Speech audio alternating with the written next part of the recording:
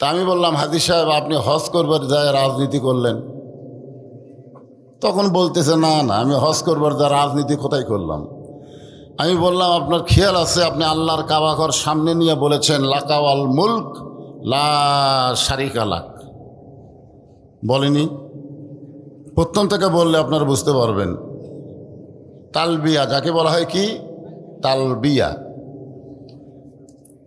কি তালবিয়ার শুরুটা কি? লব্বাইক আল্লাহুম্মা লব্বাইক লব্বাইক লা শারিকা লাকা লব্বাইক ইন্নাল হামদা ওয়ান নি'মাতা লাকা ওয়াল মুলক লা শারিকা লাক।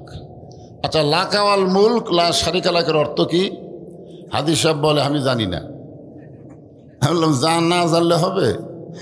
এর অর্থ হলো রাজনীতির ভিতরে, রাষ্ট্রের ভিতরে একমাত্র আল্লাহ ছাড়া আমি অন্য কাউকে স্বীকার করি না। তো তাহলে আপনি হজ করবার যায় আল্লাহর কাবাঘর সামনে রেখে আপনি রাজনীতি করলেন, আর আমরা কোরআনের হক কথা বললে আপনার বাজে কোন জায়গায়? এখানে আল্লাহ বলতেছেন তাবারাকাল্লাযী বিয়াদিহিল মুলক, গোটা পৃথিবীর রাজত্ব, কর্তৃত্ব, মালিকানা কার হাতে? সবাইকে বলতে হবে, কার হাতে? বাংলাদেশে একজন বলেছিল ক্ষমতা আমার হাতে। রেহানা বলেছে যে আপা আপনি 18 কোটি মানুষকে খাওয়াতে পারেন, আর 10 লক্ষ রোহিঙ্গা মুসলমানরে খাওয়াতে পারবেন না? আপনারা বলেন তো, খাওয়ানোর মালিককে? সাবেক প্রধানমন্ত্রী এ কথা বলেছে, তার ভিডিও এখন আছে, যে তার বোন তাকে বলল যে আপনি বাংলাদেশের 18 কোটি মানুষকে যদি খাওয়াতে পারেন, তাহলে 10 লক্ষ রোহিঙ্গা মুসলমানকে খাওয়াতে পারবেন না? আপনারা বলেন তো, এই কথা কি কোরআনের পক্ষে না কোরআনের সাংঘর্ষিক? কারণ খাওয়ানোর মালিককে আল্লাহ কোরআনে বলেছেন, ওমা মিন দাব্বাতিন ফিল আরদি ইল্লা আলাল্লাহি রিজকুহা, পৃথিবীতে এমন কোনো বিচরণশীল প্রাণী নাই যার রেজেকের ব্যবস্থা আল্লাহ করেনি। যে ফিলিস্তিনকে ধ্বংস করে দিল, গাজাকে ধ্বংস করে দিল, ওখানে যারা জীবিত আছে তাদেরও খাওয়ার ব্যবস্থা আল্লাহ করবে। জোরে কোন কথা ঠিক কি না? না না খায় মরবে? হ্যাঁ, ইনশাল্লাহ। তো মনে করেছিল ক্ষমতা হাতে। একটা যুক্তি দেই, তাহলে বুঝবেন যে 5 তলার উপরে 1.5 লাখ টাকার খাট, 12,000 টাকার কম্বল ওড়ে তামানে গায়ে দিয়া বলতেছে, আমার বাড়ি, আমার ঘর, আমাক নামাইকে, এ দেশ আমার বাপের, এ দেশ আমার। আচ্ছা, এই কথা বলে কেউ যদি ঘুমায় যায়, আপনারা বলেন তো ঘুমের দোয়া কি? ঘুমের আগে একটা দোয়া আছে না নাই? কি দোয়া? আল্লাহুম্মা বিইসমিকা আমুতু ওয়া আহইয়া। আপনারা দোয়ার অর্থ জানেন না দেখে কিছু মনে করেন না, খালি অর্থ জানলেই ঘুমানোর আগে আপনি তওবা করে ঘুমাতেন যে আল্লাহ, আমি যদি চেতন না পাই, আপনি যদি চেতন না করেন, আমার ক্ষমতা নাই যে আমি জাগ্রত হব। জোরে কোনো কথা ঠিক কিনা? অথচ এই দোয়া না পড়ে সে বলতেছে, আমার বাড়ি, আমার ঘর, আমাকে নামাইকে। আল্লাহ রাত 3টার সময় একটা ভূমিকম্প দিছে। জোরে কোন কি কম্প? ভূমিকম্প। খালি বিল্ডিং একটু লড়ে উঠছে, এত ফুটছে নামছে যে কম্বলের মধ্যে লঙ্গি খুলে আছে, ওটাও পরার টাইম পায়নি। 9টার সময় কি বইছিল? আমাকে নামাইকে 41 সালের আগে। জোরে কোন কথা ঠিক কিনা? অথচ 24 সালে আল্লাহ এমন করে নামাইলো, কে ন্যাংটা হয়ে নামছে। জোরে কোন কথা ঠিক কিনা? এখান থেকে বিশ্বাস করতে হবে, অহুয়া আলা কুল্লি শাইইন কদির, প্রত্যেকটা বিষয়ের উপরে একমাত্র ক্ষমতাকার। আরো জোরে বলেন, গোটা পৃথিবীর রাজত্ব, কর্তৃত্ব, মালিকানা একমাত্র কার হাতে? বিশ্বাস করেন তো? রাজত্বের মালিক হচ্ছে আল্লাহ, মানুষ হচ্ছে খেলাফত। মানুষ কি? খেলাফত। ওয়াইদ ক্বালা রাব্বুকা লিল মালাইকাতি ইন্নী জাইলুন ফিল আরদি খলিফা। দুনিয়াতে মানুষকে রাজত্ব করার জন্য আল্লাহ পাঠায়নি, আল্লাহ পাঠাইছে খেলাফত। খেলাফত আর রাজত্ব দুইটাকে এক। আপনাদের কাছে স্বীকার করা লাগবে রাজত্বের মালিককে, আর আমরা মানুষ খেলাফত। যেমন উমর ফারুকের আমরা বলবো, উমর ফারুকের রাজত্বের আমল না খেলাফত আমল? হ্যাঁ, কারণ যখন কেউ রাজা হয় তখন কাউকে সে কেয়ার করে না, আর যখন খলিফা হয় তখন সে ইচ্ছা মতো চলতে পারে না, চলতে হবে আল্লাহর ইচ্ছা মতো। কারণ কার ইচ্ছা মতো? আল্লাহর ইচ্ছা মতো। একটা দৃষ্টান্ত দেই, বাংলাদেশের মতন ৯৬টা দেশের খলিফা হজরত ওমর। আমাদের বাংলাদেশের মতন কয়টা? ৯৬টা দেশের খলিফা। ৯৬টা দেশ একত্র করলে যে এরিয়া হবে তার চাইতে বড় এরিয়ার খলিফা হজরত ওমর। নিজের আইনে চলে না আল্লাহর আইনে চলে? মাশাআল্লাহ। জুমার দিনে মসজিদের মেম্বরে দাঁড়ায় খুতবা দিচ্ছেন, খুতবা মানে বক্তব্য দিচ্ছেন। এমন সময় মাঝখান থেকে একজন লোক দাঁড়িয়ে বলতেছে, আমির আল মুমিনিন, আপনার খুতবা আমরা শুনবো না। আমি শুনবো না এ কথা বলেনি, বলতেছে আমরা শুনবো না, মানে একজনের মুখ দিয়ে সবার কথাই বের হচ্ছে, আমরা শুনবো না। ওমর ফারুক বললেন, আমার অপরাধ? বলে, আপনার অপরাধ হলো আমাদেরকে খাটো পাঞ্জাবি দিয়ে আপনি লম্বা জুব্বা পরে খুতবা দিচ্ছেন। যতক্ষণ পর্যন্ত আপনার লম্বা জুব্বার কাহিনী না বলবেন ততক্ষণ আপনার খুতবা আমরা শুনবো না। ওমর ফারুকের চোখ দিয়ে দরদর করে পানি পড়তেছে আর মুখটা মুচকি মুচকি হাসতেছে। হাসার কারণ কি জানেন? যে নেতা যদি ভুল করে আর সাধারণ মানুষ যদি লোকমা দিবার সাহস পায়, সেই দেশের নেতারা কোনোদিন ভুল করবে না। ধরে কোন কথা ঠিক কিনা? মসজিদের ইমাম যদি ভুল করে আর মুসল্লি যদি লোকমা দেওয়ার সাহস পায়, তাহলে ইমাম কোনোদিন স্বৈরাচারী হবার পারবে না। আসরের নামাজ 4 রাকাত 2 বৈঠকে, 2 রাকাত পরে 1 বৈঠক, 3 রাকাত পরে 1 বৈঠক, নাকি 4 রাকাত পরে 1 বৈঠক। কিন্তু ইমাম টাইটেল পাস, দাওরা পাস, একদিন 2 রাকাত পরে একটা বৈঠক দিছে, আবার 3 রাকাতেই বসে গেছে। যেই বসে গেছে সামনে কাতারের মুসল্লিরা খেয়াল করেনি। অনেক লোক কিন্তু নামাজে যায় বেখেয়াল হয়, হয় কি হয় না? সামনে কাতারে সব লোক বসে গেছে, কিন্তু 4 নম্বরের কাতারের অটো ভ্যান চলায়। ও আবার চিন্তা করছে, কে রে, আসরের বৈঠক হলো 2টা, একটা হলো 2 রাকাত, একটা হলো 4 রাকাত, কিন্তু হুজুর যে 3 রাকাতে বসলো, ওই তখন খেয়াল করে আল্লাহু আকবার। যে আল্লাহ আকবার কইছে, ইমাম মনে মনে বলতেছে, তুই যতই লোকমা দে 41 সালের আগে আমি ওঠমো না।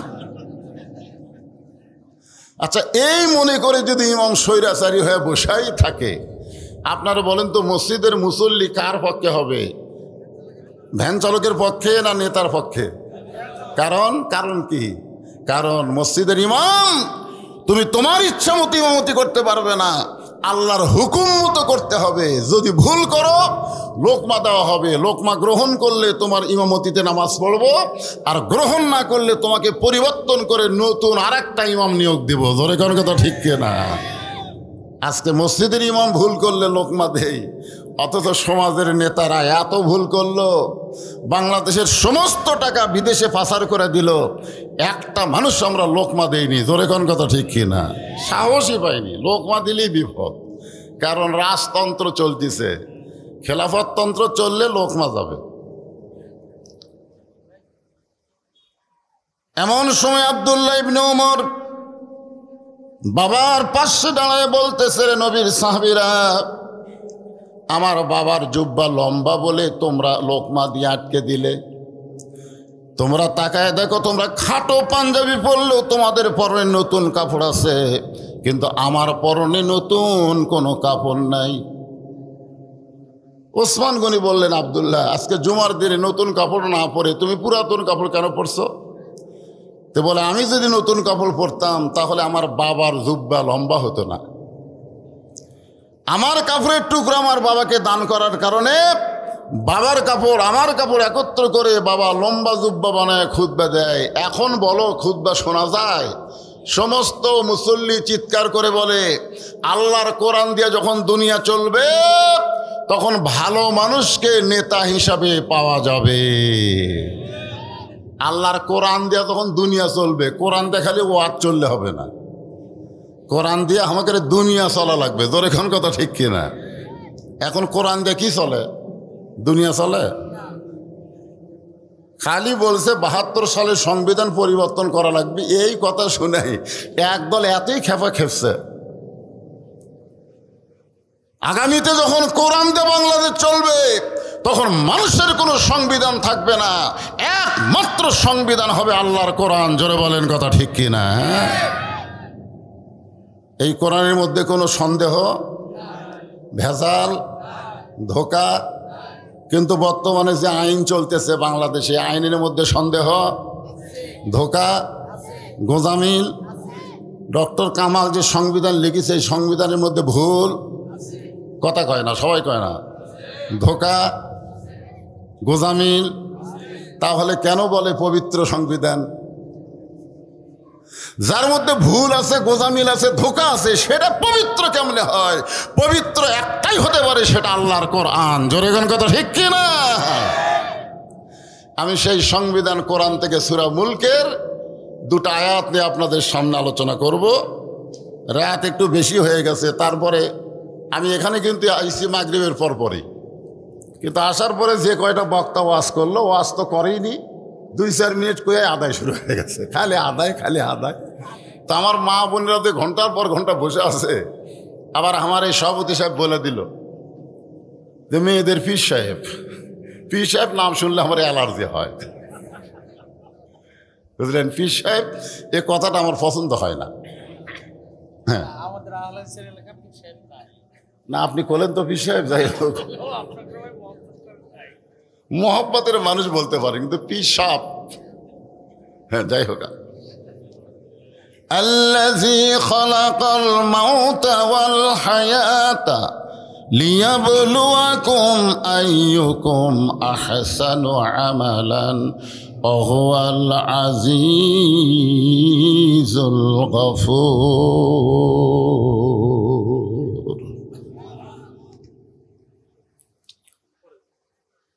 আল্লাহ বলতেছেন মৃত্যু এবং হায়াত, মৃত্যু এবং হায়াতের স্রষ্টাকে। আরো জোরে বলেন। আমি আপনাদেরকে 3টা নাম বলবো। একটা হলো শেখ মুজিবুর রহমান, একটা হলো জিয়াউর রহমান, আর একটা হলো জিল্লুর রহমান। কয়টা রহমানের কথা বলছি? হ্যাঁ, 3টা রহমানের কথা বলছি। এই 3 জনই বাংলাদেশের ক্ষমতার চেয়ারে থাকা অবস্থায় মারা গেছে, 3 জনে। শেখ মুজিবুর রহমান, এখন আপনাদের সাথে আমার প্রশ্ন হলো, মরছে না মারছে? বুঝাই শোনা কবেন? শেখ মুজিবুর রহমান কি মরছে না মারছে? কে রে, সবাই কর না কেন? তাফসীর শুনবার গেলে হোহা করা লাগবে তো। আল্লাযী খালাকাল মাউতা ওয়াল হায়াতা, মৃত্যু এবং হায়াত, এই 2টা শব্দ আপনারা বুঝবেন না। শেখ মুজিবুর রহমান মারছে, জিয়াউর রহমান মারছে, জিল্লুর রহমান মরছে। এই দেখেন, অথচ এখানে আল্লাহ বলতেছেন মৃত্যু এবং হায়াতের স্রষ্টাকে। তাহলে শেখ মুজিবুর রহমান মারছে, জিয়াউর রহমান মারছে, জিল্লুর রহমান মরছে। এখন আপনারা কি বুঝবেন? আজকে ইসরায়েলের ইহুদিরা গাজার মুসলমানদেরকে মারতেছে। জোরে কোন কথা ঠিক কিনা? কে মারতেছে? আসলে আল্লাহ মারতেছে না ইসরায়েলেরা মারতেছে? আমি একটা গান গাই,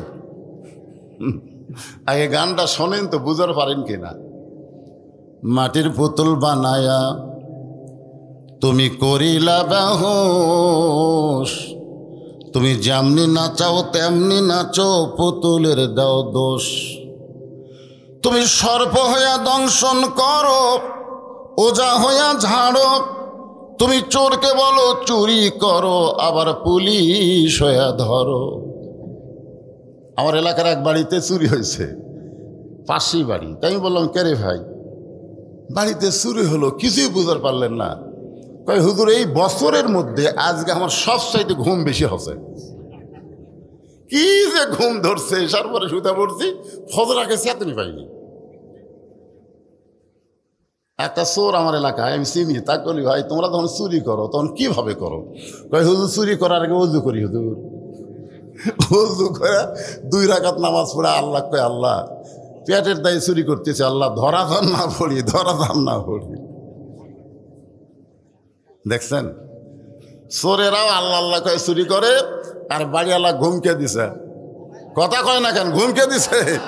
এতদিন সারা বছরের মধ্যে এত ঘুম হয়নি, আজকে বাড়িওয়ালাকে এত ঘুম দেওয়ার কারণ কি?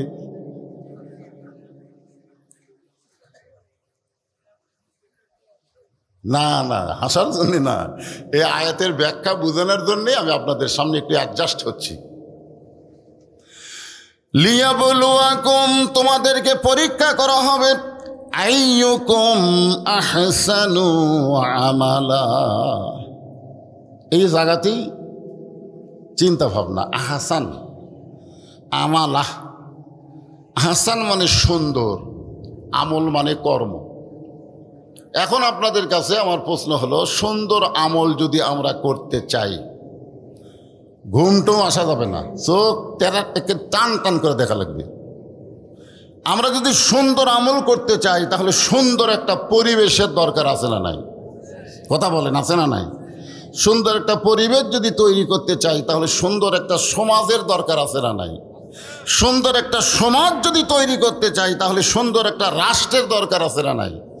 সুন্দর একটা রাষ্ট্র যদি তৈরি করতে চাই, তাহলে সুন্দর একটা সংবিধানের দরকার আছে না নাই? কোন আমলের পরীক্ষা হবে? এতক্ষণ কি বুঝলেন? কোন আমলের পরীক্ষা? সুন্দর আমলের। এখন সুন্দর আমল আপনি করবেন। যে মসজিদের উন্নয়ন কল্পে মাহফিল করতেছেন, এই মসজিদ হলো আপনার বাড়ি থেকে 100 গজ দূরে। আপনি ওযু করে জোহর নামাজ পড়ার জন্য মসজিদে রওনা দিয়েছেন। হঠাৎ এই 100 গজের মধ্যে 2টা বেপর্দা নারী আপনার 2 চোখত পড়ছে। এই 100 গজের মধ্যে কয়জন? হা করেন, কয়টা? 2টা বেপর্দা নারী আপনার 2 চোখত পড়ছে। চোখের মধ্যে পোকা পড়লে, মশা পড়লে তোলা যায়, কিন্তু বেপর্দা নারী যদি চোখত পড়ে, ওটা কি তোলা যাবে? মানে চোখত পড়াও সারা, মেমোরির মধ্যে সেট হওয়াও সারা। জোরে কোন কথা, ঠিক কিনা?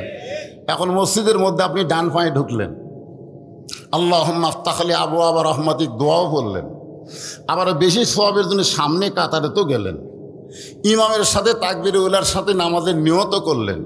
নিয়ত করার পরে চোখ আছে সেজদার দিকে, মন আছে কাবার, চোখ আছে সেজদার দিকে, মুখ আছে কাবার দিকে, আর মন খালি বলতেছে রাস্তা কি দেখলাম রে। আপনারা কোন নামাজ হবে? কেন হবে না? কেন হবে না? হাদিস আছে বিস্তারিত, হুজুরি কলব ব্যতীত করছেন কালেও নামাজ তোর হবে না। তবে কেন গাও জোয়ারি, মানুষকে দেখাও নামাজ পড়ি, ও তোমার সিদ্ধ বীজে সুফসল ফলে না। আজও কেন আল্লাহর নামাজ কায়েম করলা না? বাংলাদেশে যদি নামাজ কায়েম হয়, কোন নামাজি তার বউকে বেপরদায় রাখতে পারবে না। জোরে কোন কথা, ঠিক কি না? ইন্না সালাতা তানহা আনিল ফাহশাই ওয়াল মুনকার। মসজিদ 1 তলার জায়গা 2 তলা, 2 তলার জায়গা 3 তলা। হাই রে উন্নতি ভাই। ফজরের খবর কি? কয় 1 কাতারি নাই। তাহলে 2 তলা কেন করতেছেন? জুমার দিন হুজুর, জুমার দিন। হায় হায়, এত মানুষ হয় 1 তলা তারি না, 2 তলা লাগে। একজন বলতেছে যে শেষে আসা আগে যায়, ওই শালারা শেষে আসা আগে যায়, 5 ওয়াক্ত পড়েই না, জুম্মার দিনে শেষে আসা আগে যায়। এদের জন্য আবার 2 তলা বানাচ্ছেন, এদের জন্য মসজিদের উন্নয়ন করতেছেন। মসজিদ কেন্দ্রিক গোটা পৃথিবী একদিন চলেছে। জোরে কোন কথা, ঠিক কিনা? হ্যাঁ, বাংলাদেশের মতন 96টা দেশের খলিফা মসজিদের মেম্বরে বসে ডান হাতে ডান গালে চড় মারে, বাম হাতে বাম গালে চড় মারে। এমন সময় ওসমান গনি বলতেছি, আমির আল মুমিনিন, আপনি কি পাগল হয়ে গেলেন? নিজের গালে নিজে কেন চড় মারতেছেন? ওমর ফারুক বলে, ওসমান, এই মেম্বরে বসে আমার অতীতের কথা বারবার মনে হয়ে যায়। ওসমান গনি বলে, আপনার অতীতের খবর কি? ওমর ফারুক বললেন, অতীতে আমি খালার বাড়িতে রাখালি করতাম, আমি ছাগল চড়াইতাম। যখন সন্ধ্যার সময় ছাগলগুলো ফেরত আনতাম, আমার খালা ছাগলের পালগুলো গুনে কয়েকটা ছাগল কম পড়ার কারণে আমার চুল ধরে বলতো, ওমর, যে কয়টা ছাগল নিয়ে গেলে সেই কয়টা কি ফেরত আনতে পারছো? আমি আবার দৌড় দিতাম, ওই হারানো ছাগলগুলো খুঁজে খুঁজে যখন খালারে জমা দিতাম, খালা আমার কান ধরে বলতো, ওমর, যেই ভুল আজকে করেছো, একই ভুল যদি আগামীকাল করো, তোমার রাখালির চাকরি আমি ক্যান্সেল করে দিব। আমি খালার পা ধরে বলতাম, খালা, আমার রাখালির চাকরি ক্যান্সেল করে দিলে আমি থাকবো কোথায়, খাবো কি? একদিন যেই ওমর রাখালির চাকরি রক্ষা করার জন্য খালার পা ধরে কেঁদেছে, আজকে সেই ওমরকে আল্লাহ তাআলা অর্ধ পৃথিবীর খলিফা বানাইছে। এটা ওমরের যোগ্যতায় নয়, এটা কেবলমাত্র আল্লাহর কোরআনের ওসিলা। আহসানু আমালা, সুন্দর আমল করতে গেলে কোরআনের বিকল্প কোনো রাস্তা নাই। জোরে কোন কথা ঠিক? ওমর ফারুক দেখলেন কোরআন দিয়ে যখন রাষ্ট্র চলতেছে তখন মানুষগুলো কেমন, খালি কোরআনই ভালো না মানুষও ভালো। এই কোরআন দিয়ে যখন বাংলাদেশ চলবে তখন বাংলাদেশের মানুষগুলো কেমন হবে আমরা তো এখনো দেখিনি, দেখছি, তাহলে আশা করতেছি সব দেখা হলো শেষ, আগামীতে দেখবো আল্লাহর কোরআনের বাংলাদেশ। আমার এলাকার কিছু হিন্দু আমার কাছে একদিন আইছে, এখানে 5-7 জন মিলে। আমি মনে করলাম, আল্লাহ রে, কোন জায়গার যে হিন্দুদের বিরুদ্ধে ওয়াজ করছি। আমি সিসি ক্যামেরা দিয়ে সব দেখতেছি হিন্দু। তা আস্তে আস্তে আমি বললাম, কে ভাই খবর কি? কয়, হুজুর, আমরা আপনার দল করবো। আমি বলি, খেরে তোরা না হিন্দু? না হুজুর, সব দেখা হচ্ছে শেষ, আগামীতে আমরা দেখতে চাই আল্লাহর কোরআনের বাংলাদেশ। একটা হিন্দুরাও পর্যন্ত আল্লাহর কোরআনের বাংলাদেশ দেখতে চায়, কারণ কোনো দেখার মধ্যে শান্তি নাই, একটার মধ্যেই শান্তি, যেটা এখনো আমরা দেখতে পাইনি। জোরে কোন কথা ঠিক কি না? মা বোনদের ওয়াজ হয়নি বলে আমি মা বোনদেরকে সামনে নিয়ে এই কোরআন দেখার ওয়াজটা করতেছি, একটু মনোযোগ দিয়ে শুনবেন। যে রাখালকে আল্লাহ তাআলা অর্ধ পৃথিবীর খলিফা বানাইছে, কিসের যোগ্যতায়? সেই রাখাল হযরত ওমর অর্ধ পৃথিবীর খলিফা হয়ে ছদ্মবেশে আল্লাহর কোরআনকে দেখার জন্য, শুধুমাত্র আল্লাহর কোরআনকে দেখার জন্যে মদিনার অলিগলি ঘুরতেছে। হঠাৎ দেখতে পাই 2 পাহাড়ের মাঝখানে একটা গিরিপথ, ওই গিরিপথের ভিতর দিয়ে একটা সুন্দরী মেয়ে ধীর গতিতে হেঁটে হেঁটে আসতেছে। ওমর ফারুক আল্লাহর কোরআন দেখার জন্যে মেয়েটার নিকটে গিয়ে বললেন, আল্লাহ, তোমার দুনিয়াতে এত সুন্দরী মেয়ে, সুবহানাল্লাহ। এখন আমাদের বাংলাদেশে যদি আমরা বলি বাংলাদেশে এত সুন্দরী মেয়ে, তাহলে আমরা বুঝবো বেপর্দা। বাংলাদেশে সুন্দরী মেয়ে বলতেই বুঝবো বেপর্দা। তোর এখন কি পর্দা কথা কান্না কেন? পর্দানিশী মেয়েদেরকে বাংলাদেশের কেউ সুন্দরী কয় না। এই বেপর্দা পরিমণি, বেপর্দা শাবনূর, এদেরকে বাংলার যুবকেরা সুন্দরী কয়। জোরে কোন কথা ঠিক কিনা? ওমর ফারুক মেয়েটার আপাদমস্তক লক্ষ্য করে দেখেন, আল্লাহর আইন পর্দার ভিতর দিয়ে মেয়েটা রাস্তা চলতেছে। ওমর ফারুক মেয়েটার নিকটে গিয়ে বললেন, মা, এই নির্জন পথে তুমি একা একা চলতেছ, তোমার সামনেও কোনো মানুষ নাই, পেছনেও কোনো মানুষ নাই, তোমার অন্তরে কি ভয় লাগতেছে না? 2 পাহাড়ের মাঝখান, বোঝেন, গিরিপথ, এই পথে তোমার সামনেও কোনো মানুষ নাই, পিছনেও কোনো মানুষ নাই, তুমি একা একা চলতেছ, তোমার অন্তরে কি কোনো ভয় লাগতেছে না? মেয়েটা বলতেছে, পথিক, তুমি হযরত উমরকে চিনো? সুবহানাল্লাহ। কি বলতেছে? তুমি হযরত উমরকে চিনো? যদি উমরকে চিনতা এরকম বেসাইজা কথা বলতা না। যেদিন থেকে হযরত উমর আল্লাহর কোরআন দিয়ে রাষ্ট্র চালায়, সেদিন থেকে পৃথিবীর এক প্রান্ত থেকে আর এক প্রান্তে একটা মহিলা নির্ভয়ে যাবে, একমাত্র আল্লাহ ছাড়া অন্য কারো ভয় থাকবে না। আমার আগে যে ভাই ওয়াজ করলেন, আত্তাকুল্লাহ হাক্কা তুকাতিহি, হাক্কা তুকাতিহি অর্জন করতে গেলে আল্লাহর কোরআনের বিকল্প কোনো রাস্তা নাই। জোরে কোন কথা ঠিক কিনা? হ্যাঁ, পৃথিবীর এক প্রান্ত থেকে আর একটা মহিলা অনায়াসে যাবে, তার কলিজায় ভয় থাকবে কার? আরো জোরে। সেদিন ষোড়শী নির্জন পথে যাবে, কোনো জন কটু কথা কবে না, পথে আর প্রান্তরে সম্পদের মোহে পড়ে খুনা রাহাজানি হবে না। সবাই বলেন যদি মেনে চলি কোরআন, বলেন যদি মেনে চলি কোরআন আর রাসূলের বিধান, সকলেই শান্তিতে থাকবে। বাংলার আকাশে কলেমার পতাকা যেদিন দুলবে। আপনাদের কি এরকম আশা আছে নাকি? রাসূল বলেছেন মান সাল্লাল্লাহু তাআলা আশ-শাহাদাতা বিসিদকিন বাল্লাগাহুল্লাহু মানাজিলাশ শাহাদা ওই মাতা আলা ফিরাশিহি। আজকে গোটা বাংলার জমিনে ফিলিস্তিনি মুসলমানের পক্ষে মিছিল হয়েছে, জোরে কোন কথা ঠিক কিনা? উনি আমাকে বলেছে হুজুর যদি ইউনূস সরকার আমাদেরকে যাবার হুকুম দেয় আমরা আর বাঁচা থাকতে চাই না, আমরা ফিলিস্তিন মুসলমানের পক্ষে আল্লাহর পথে আল্লাহ রাস্তায় জীবন দিবার চাই, জোরে কোন সুবহানাল্লাহ। রাসূল বলেছেন মান সাল্লাল্লাহু তাআলা আশ-শাহাদাতা বিসিদকিন। এই কোরআনকে বিজয়ের লক্ষ্যে বাংলার জমিনে শাহাদাতের নিয়ত নিয়ে যারা কাজ করবে, ওই মাতা আলা ফিরাশিহি, সে যদি নিজের বিছনায়ও মারা যায়, বাল্লাগাহুল্লাহু মানাজিলাশ শাহাদা, হাসরের ময়দানে আল্লাহ তাকে শহীদদের কাতারে দাঁড় করায় দিবে। আপনাদেরকে এরকম নিয়ত আছে যে আগামীতে এই বাংলাদেশে কলেমার পতাকা উড়বে, এরকম নিয়ত কার কার আছে? আল্লাহকে একটু হাত দেখান তো দেখি, টান টান করে তোলেন তো দেখি।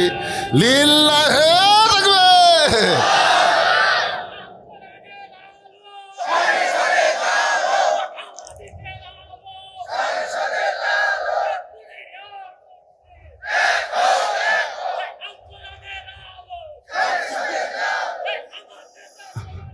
বিশ্বনবী মুস্তাফা লিল্লাহি তাকবীর। হাত নামান। মাশাআল্লাহ। ফেরেশতাগুলো সব খালি ভিডিও করে আল্লাহ দেখাচ্ছে। আল্লাহ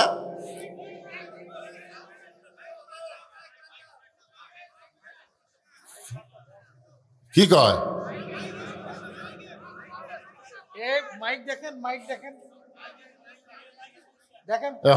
হঠাৎ এরকম শুরু হলো কেন?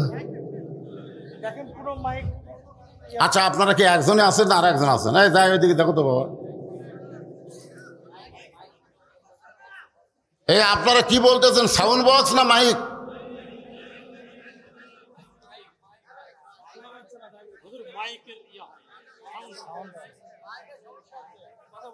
হঠাৎ সমস্যা হলো না আগে থেকে?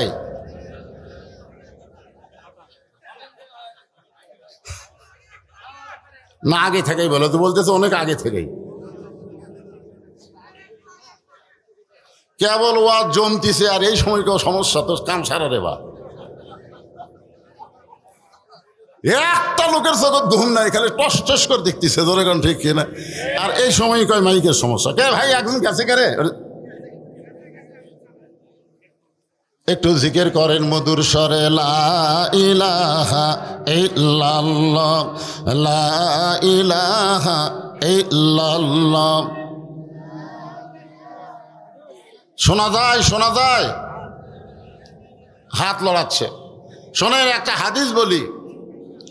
ওটা বসা করে গে, উঠে গেলে পিছনে উঠে গেলে। এই যে মনে করেন শব্দ দূষণ, আমি ওয়াজ করতেছি, সামনে ভাইরা শুনতে পাচ্ছে, আপনারা পাচ্ছেন না, এটা কিন্তু একটা মুসিবত। আল্লাহ রাসূল বলেছেন as-সাদাকাতু তারুদ্দুল বালা। দান সদকা করলে এই মাইকের সাউন্ড টাউন যা খারাপ আছে সব ভালো হয়ে যাবে। তো এই জন্যে আপনাদের কাছে একটু রুমাল বেটা দেই। আমার তো আর কোনো আদায় নাই, একটাই আদায়, সেটা হলো রুমালের মধ্যে, ব্যাগের মধ্যে আদায়। তো এই দিকে মাইকেরা ঠিক করুক, আর এই সুযোগে আপনার জিকির করেন, আর যার পকেটে যা দেওয়া যায় জীবনের শেষ দেওয়া মনে করে আল্লাহর ঘর দিবেন। মনে করবেন আর হয়তো আমার হায়াত নাই, আজকাই হয়তো আমার জীবনে কি ঠিক হয়ে গেছে, মানে টাকা দেওয়ার আগে ঠিক। দেখছেন দেখছেন এটাকে চালাকি দেখছেন।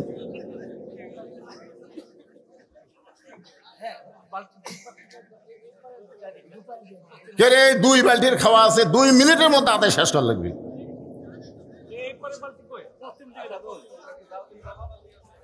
না এটা সে আদায় না বাদান, তেজত আসে দেওয়া লাগবে না। বালতির মধ্যে 10 টাকা 20 টাকা 50 টাকা 100 টাকা যে যা পারেন অনেক লোক শরমে টেজে আসে না, দেয় না, 10 টাকা থেকে মনে করে 10 টাকা দিলে কেমনে হয়।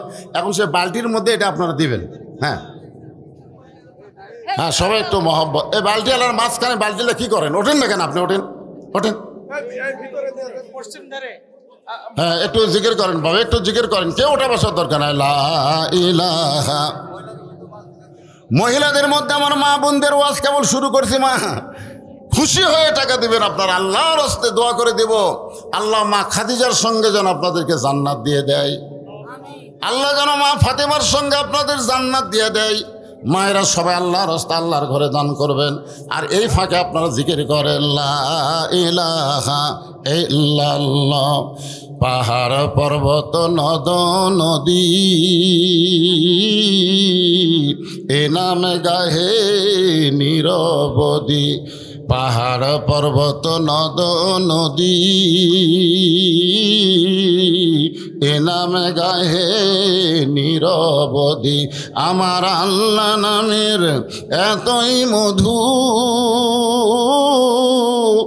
আল্লাহ নামের এতই জাদু, লুকিয়ে রাখছেন হে আল্লাহ জোরে লা ইলাহা। বালতি আদায় হওয়ার সাথে সাথে আপনারা এইদিকে চলে আসবেন, কারণ বেশি লম্বা সময় দেওয়া যাবে না, 2 মিনিটের মধ্যে কমপ্লিট করে রাখবে। লা ইলাহা ইল্লাল্লাহ। সবাই দেন, সবাই দেন রে বা। জীবনের শেষ দান মনে করে দিলে কি হয়? আপনি যে বাড়ি যাবার পারবেন তার কোনো গ্যারান্টি আছে? এজোর এখানে গ্যারান্টি আছে? কোনো গ্যারান্টি নেই। হতে পারে আজকের দান আপনার শেষ দান, আজকের মাহফিল আপনার জীবনের শেষ মাহফিল। আমি ওয়াজও করতেছি আল্লাযী খলাকাল মাউতা ওয়াল হায়াতা।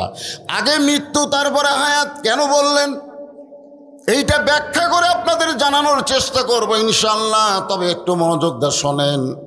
ওমর ফারুক যখন মেয়েটাকে বলতেছে, মা এই নির্জন পথে তুমি একা একা চলতেছো, এখন শোনা যায়, হাত তোলা কেন শোনা যায়? কে রে এ আমায় গেলা ভাইবদি করে হাত এটা করে কে রে?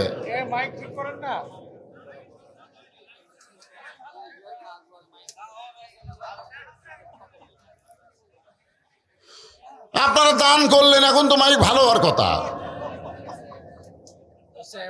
এবার হচ্ছে মাশাআল্লাহ মাশাআল্লাহ।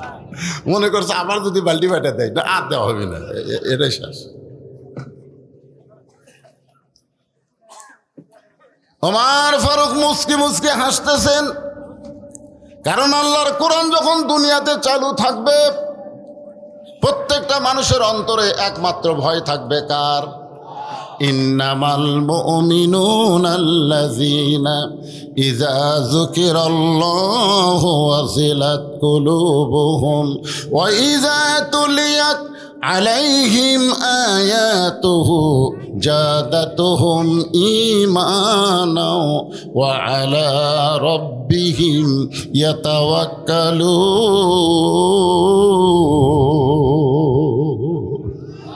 ওয়া আলা রাব্বিহিম ইয়াতাওয়াক্কালুন। একমাত্র ভরসা করবে কার উপর? ওই গুলির দিকে খেয়াল করবি না। গুলি যদি লাগে আল্লাহ মারতেছে, আর আল্লাহ যখন কাউকে মারবে গুলি দিয়ে, ফাঁসি দিয়ে এবং নানা রকম, সেটা আল্লাহ মারে না, আল্লাহর দলে যারা থাকে তাদেরকে আল্লাহ তাআলা মৃত্যু দেয় না। কোরআনের আয়াত তার জ্বলন্ত সাক্ষী। আয়াতটা পড়ে আবার আলোচনা শুরু করতেছি। ওয়ালা তাকুলু লিমান ইউকতালু ফি সাবিলিল্লাহি আমওয়াতুন বাল আহইয়াউ ওয়ালাকিন লা তাশউরুন। কি বুঝতেছেন? ফিলিস্তিনের মায়েরা যখন সন্তান জন্ম দেয়, কখনো মনে করেন এই সন্তানের কামাই খাবো, এই সন্তান চাকরি করবে, এই সন্তান বাড়ি করবে, এই নিয়ত কখনো করে না। মা সন্তান জন্ম দেওয়ার সঙ্গে সঙ্গে বলে, আল্লাহ আমার পেটের বাচ্চাকে তোমার রাস্তার মুজাহিদ হিসাবে তুমি কবুল করে না। আজকে 2-3টা ভিডিও আমি আপলোড করলাম, দেখি সন্তান মারা গেছে, সন্তানের লাশ নিয়ে বাবা মুচকি মুচকি হাসতেছে। একজন সাংবাদিক জিজ্ঞাসা করলো, আপনার ছেলে মরে গেছে, আপনি হাসতেছেন? কঠিন মুসিবতের দিনে আল্লাহ এ বাচ্চার ওসিলা করে আমাকে মাফ করে দিবে। মা হাদান ইয়াদখুলুল জান্নাতা ইউহিব্বু ইয়ারজি ইলা দুনিয়া ওয়ালাহু মা'আল আরদি মিন শাইইন ইল্লা শাহীদুন ইয়াতামান্না আন ইয়ারজি ইলা দুনিয়া ফায়ুক্তালা সারা মাররাতান লিমা ইয়ারা মিনাল কারামাতি। রাওয়াহুল বুখারী কিতাবুল মাগাজি। বুখারী শরীফের কিতাবুল মাগাজি অধ্যায় আছে বেহেশত পাওয়ার পরেও একদল লোক ছটফট করবে দুনিয়াতে আসার জন্যে। আল্লাহ বলে, বান্দা তুমি আমি জান্নাতুল ফেরদাউস দিয়ে দিলাম, তুমি আবার দুনিয়াতে কেন যাবার চাও? ওই বান্দা বলবে, আল্লাহ আপনি আমাকে জান্নাতুল ফেরদাউস কেন দিলেন? আপনার রাস্তায় শহীদ হওয়ার কারণেই তো আপনি আমাকে জান্নাতুল ফেরদাউস দিলেন। জান্নাত আমাকে ভালো লাগে না, আমি আবার দুনিয়াতে যাব। ফায়ুক্তাল আশারা মাররাতান, কম করে হলো 10 দরবার বাতিলের সঙ্গে যুদ্ধ করে শহীদ হব।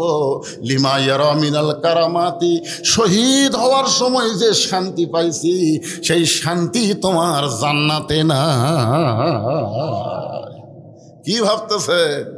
ফিলিস্তিনিরা মারা যাচ্ছে না, ওদের দেহ ছিন্ন ভিন্ন হলেও ওদের রুহু ইল্লিন নামক জান্নাতের বাগানে ঘুরতেছে। জোরে কোন কথা ঠিক কি না ভাইজান? স্বরাষ্ট্রমন্ত্রী কে যখন পুলিশের আইজি বলতেছে, স্যার আপনি তো খালি গুলি করতেই কন, স্যার খালি গুলি করতেই কন, কিন্তু আমরাও তো গুলি কম করি না, গুলি করি একজন পড়ে যায় আর 2 জন ওই ফাঁকত খাড়া হয়। কেমনে গুলি করি? গুলি করলে ও বাবারে মারে, দৌড় মারবি, দৌড় তো মারি না, যাই গুলি খেলো তাই পড়ে গেল, ওই ফাঁকের মধ্যে আর 2 জন দাঁড়ালো, মার। কারণ বিশ্বাস করেছে বাতিলের দুনিয়ায় বাঁচার চাইতে আল্লাহ রাহে হকের পক্ষে জীবন দেওয়া অনেক ভালো। জোরে কর কথা ঠিক না? বিশ্বাস করেছে এইটা। ওমর ফারুক বললেন, মা তুমি যে ধীর গতিতে চলতেছ, 2 পাহাড়ের মাঝখানে তোমার চলন দেখে আমার মনে হয় তোমার ভিতরে কোনো দুঃখ লুকে আছে। আমার মনে হয় তোমার ভিতরে একটু দুঃখ আছে, কারণ তুমি ধীর গতিতে হাসতেছ আর কি জানো চারিদিকে তাকাতাকি করতেছ। আমার মনে হয় তোমার ভিতরে কোনো দুঃখ লুকে আছে। মেয়েটা বলে, পথিক আসলে আমি একজন দুঃখী নারী। আজকে 6 দিন হলে হযরত ওমরকে আমি খুঁজে বেড়াই। আসলে আমি একজন দুঃখী নারী। কি নারী? আজকে 6 দিন হলে হযরত ওমরকে আমি খুঁজে বেড়াই। ওমর ফারুক বললেন, মা তুমি মনে হয় পাগলি, তুমি মনে হয় পাগলি। উমর হচ্ছে অর্ধপৃথিবীর খলিফা, এই উমরকে খুঁজবার তুমি 2 পাহাড়ের মাঝখানে? উমরকে যদি পাবার চাও গণভবনে যাও, সংসদ ভবনে যাও, রাষ্ট্রীয় ভবনে যাও। এইরকম বিশাল ভবনে না যায় তুমি এই 2 পাহাড়ের মাঝখানে খুঁজতেছো, উমর কি উট দুম্বা নাকি? মেয়েটা বলে, পথিক তুমি জানো না আল্লাহর কোরআন দিয়ে যখন রাষ্ট্র চলবে তখন নেতা খোঁজা লাগবে না, নেতারাই দুঃখী মানুষকে খুঁজে বেড়াবে। এখন নেতারা খালি ভোটের আগে বলবে, গরিবের বন্ধু, সমাজ সেবক, জনদরদি, যে ভোট দিচ্ছেন ওর কথা শুনে, মুনাফিকের কথা শুনে ভোট দিচ্ছেন, সারা ভোট পায় আর নাই, চলে গেছে ঢাকায়। মাঝে মধ্যে বেড়াবার আসে, ওর চান্সের অত্যাচারে কোনো গরিব মানুষ নেতার কাছে যাবার পারে না। সরকার কথা ঠিক না? গরিবে কয়, সারা আমরা দিলাম ভোট আর এত চান্স ধারত। যদি কয় আমি একটু এমপি সাথে দেখ, তোর গাঁওতে ফ্যাকসা ফ্যাকসা দুর্গন্ধ বাড়ায়। গরিব কয়, কে রে, আমিও সিল দিব। এই ভোটের আগে কি করলো আর ভোটের পরে ফেরাউন হয়ে গেল। মানুষের তৈরি আইন যখন চলবে, নেতারা ভোটের আগে ভালো হবে, ভোটের পরে ফেরাউনের চর্চা করবে। আর আল্লাহর কোরআন দিয়ে যারা নেতা হবে তারা ভোটের আগেও যেমন, ভোটের পরেও তেমন। জোরে বলেন কথা ঠিক কিনা? মেয়েটা বলে, পথিক 6 দিন হল আমি উমরকে খুঁজতেছি, আর একটা দিন আমি উমরকে খুঁজবো। আমার ঈমান বলতেছে আর একটা দিনের মধ্যেই আমি উমরকে পেয়ে যাব। যদি না পাই তাহলে আসল জায়গায় আমি বিচার দিব। আপনারা সত্যি করে বলেন তো, আসল জায়গা কোনটা? হায় হায়, আমাকে চিনিস? হুমকি মারতেছে আমার এলাকা। আগামীকাল 10টায় তো সাইজ কর্ম, আগামীকাল 10টায় তোর হাত পাও ভাঙ্গে বস্তার মধ্যে তুলব রে। আমাকে চিনিস? এখন চিন্তা করে আগামীকাল সকাল 10টায় হাত পাও ভাঙবি, এই বিচার আমি কাক দেব? এই বাড়িতে গেছে, বাড়ির যে এসার নামাজ পড়ে আল্লাহর কাছে কান দিচ্ছে, আল্লাহ যার কেউ নাই তার তুমি আসো আল্লাহ। কি সমস্ত বিচার, যত জজ কোর্ট কন, হাইকোর্ট কন, সুপ্রিম কোর্ট কন, সব হাসিনার কথা মতো চলে। এটি আমাকে মৌলবি করে খাওয়া আছে। ওই এখন আল্লাহর কাছে কাঁদতেছে। বউ বলে কে গো কান্দো কেন? কাঁদতেছি আগামীকাল সকাল 10টায় হাত পা ভাঙবি। বউ বলে তুমি পাগল হয়েছে নাকি? গ্রামে বিচার নাই, গ্রামে চেয়ারম্যান আছে, মেম্বার আছে, তাদের কাছে বিচার দাও। দেশ কি মগের মূল্য হলো নাকি রে? স্বামী বলতেছে তুই বদরশিদের ওয়াজ শুনিস নি? বউ কই বদরশিদ আবার কি ওয়াজ করছে? বদরশিদ ওয়াজ করছে 6 বছর থেকে ন্যাংরামের চাষ করছে। জ্যৈষ্ঠ মাসে দেখবার গেছে আম পাকছে কিনা, আম পাকা দেখবার যা দেখে গাছের ডালে বসে এক বাচ্চা পাকা আম পাড়তেছে আর ব্যাগের মধ্যে তুলতেছে। বাগানের মালিক কয় কে রে? আমি খাইনি, আমার পরিবারের কেউ খায়নি, আর তুই আমার কাছে তোর আম পাড়তেছিস, তোর বাপক যা বিচার দেবো রে, এই তোর বাপক যা বিচার দেবো। ছেলেখানে মুসকে মুসকে হাসার বলে কোথায় যাবেন? ওই দে। কোথায় যাবেন? ওই দে, ওই দে। আমার বাপ আর এক গাছে চড়ছে। ওই তাকায় দেখে ওই ওর বাপ খালি পাকা আম পাড়ের বস্তা ভরায়, গাছের ছায়ে বসে বলে আল্লাহ বিচার দেবো কার কাছে?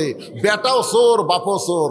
স্বামী বলতেছে পাগলি, যেই বেটা আগামীকাল 10টায় আমার হাত পাও ভাঙবে ওই চেয়ারম্যানের চামচারে, তাহলে চেয়ারম্যানের বিচার দিয়ে লাভ আছে? তাহলে তুমি কাঁদতেছো কার কাছ? সে বলতেছে তার কেউ নাই, তার আল্লাহ আছে, দেখি আমার আল্লাহ কি করে। আমরা যখন পারলাম না, বিএনপি এত বড় দল আন্দোলন করতে করতে খালি একই কথা কয় ঈদের পর। কোন কথা ঠিক কিনা? এত বড় দল এখন অনেক হুমকি ধমকি করতেছে, নির্বাচন তাড়াতাড়ি দেওয়ার জন্য বহু কথাই বিএনপি বলতেছে। কিন্তু হাসিনা যদি ছাত্র জনতার আন্দোলনের ক্ষমতা না ছাড়তো, বিএনপি কিন্তু ঘরের মধ্যে লুকে থাকতো, বাড়াতো না। ধরে কোন কথা ঠিক কিনা? আমরা জামাতে ইসলাম প্রকাশ্যে অফিস করতে পারি নাই, অনলাইনে আমাদের মিটিং করা লাগছে, তাও একজন দরজাত খাড়া করে থোয়া লাগছে, দেখো তো পুলিশ আসতেছে না। আয় হায় হায় হায়, বাংলাদেশের বিএনপি, বাংলাদেশের জামাত যখন কোনো প্রকাশ্যে মিটিং করবার পারে না, এমন একটা পরিবেশে ছাত্র জনতা জীবন দিল। এই জীবনে রক্তের বিনিময়ে ফ্যাসিস্ট সরকার থেকে আল্লাহ আমাদেরকে মুক্ত করে দিল। আবার নতুন করে ফ্যাসিস্ট সরকার তোমরা বানাবা, ওই তাপত আছে। ভাগ্য গুণে আমরা একটা ইউনুস পাচ্ছি, ইউনুস মাছে গিলিছে, বুঝলেন? ইউনুস কয় আল্লাহ যে মাছ আমার গিললো এর পেটের মধ্যে দৌড়ান যায়, এখন আমার খবর কি? আল্লাহ কাছে দোয়া পড়। মাছ খালি ঘরে হজম করা পারে না। ইউনুস নবীরে খাইলো মাছেতে গিলিয়া, ফেরেস্তা পাঠাইলেন আল্লাহ ইসমে আজম দিয়া, দমে দমে সে হরদম পরে সে ইসমে আজম, মাছেরই উদর হইতে বাঁচাইলা প্রাণ। সবাই বলেন আল্লাহু আল্লাহু, তুমি জানলি জানালুহু, শেষ করা তো যায় না গে তোমার গুণগান। একটা মাছ যদি ইউনুস নবীকে হজম করবার না পারে, তুমি ভারত যতই চেষ্টা করো, ইউনুস যতদিন ক্ষমতার চেয়ারও থাকবে, তোমার ক্ষমতা নাই। তোমার বুড়া আঙ্গুল দেখা ইউনুস চিনে যা। কুটি যায়? হ্যাঁ, নেপালত যাই আবার মুদি, আই রে মুদি রে। আল্লাহর বান্দার একটু ধৈর্য ধরেন আর মনোযোগ দিয়ে কথাগুলো একটু শুনবেন। ওমর ফারুক মেয়েটাকে বলতেছে, মা একদিনের মধ্যে যদি উমরকে খুঁজে না পাও, তুমি কার কাছে বিচার দিবা?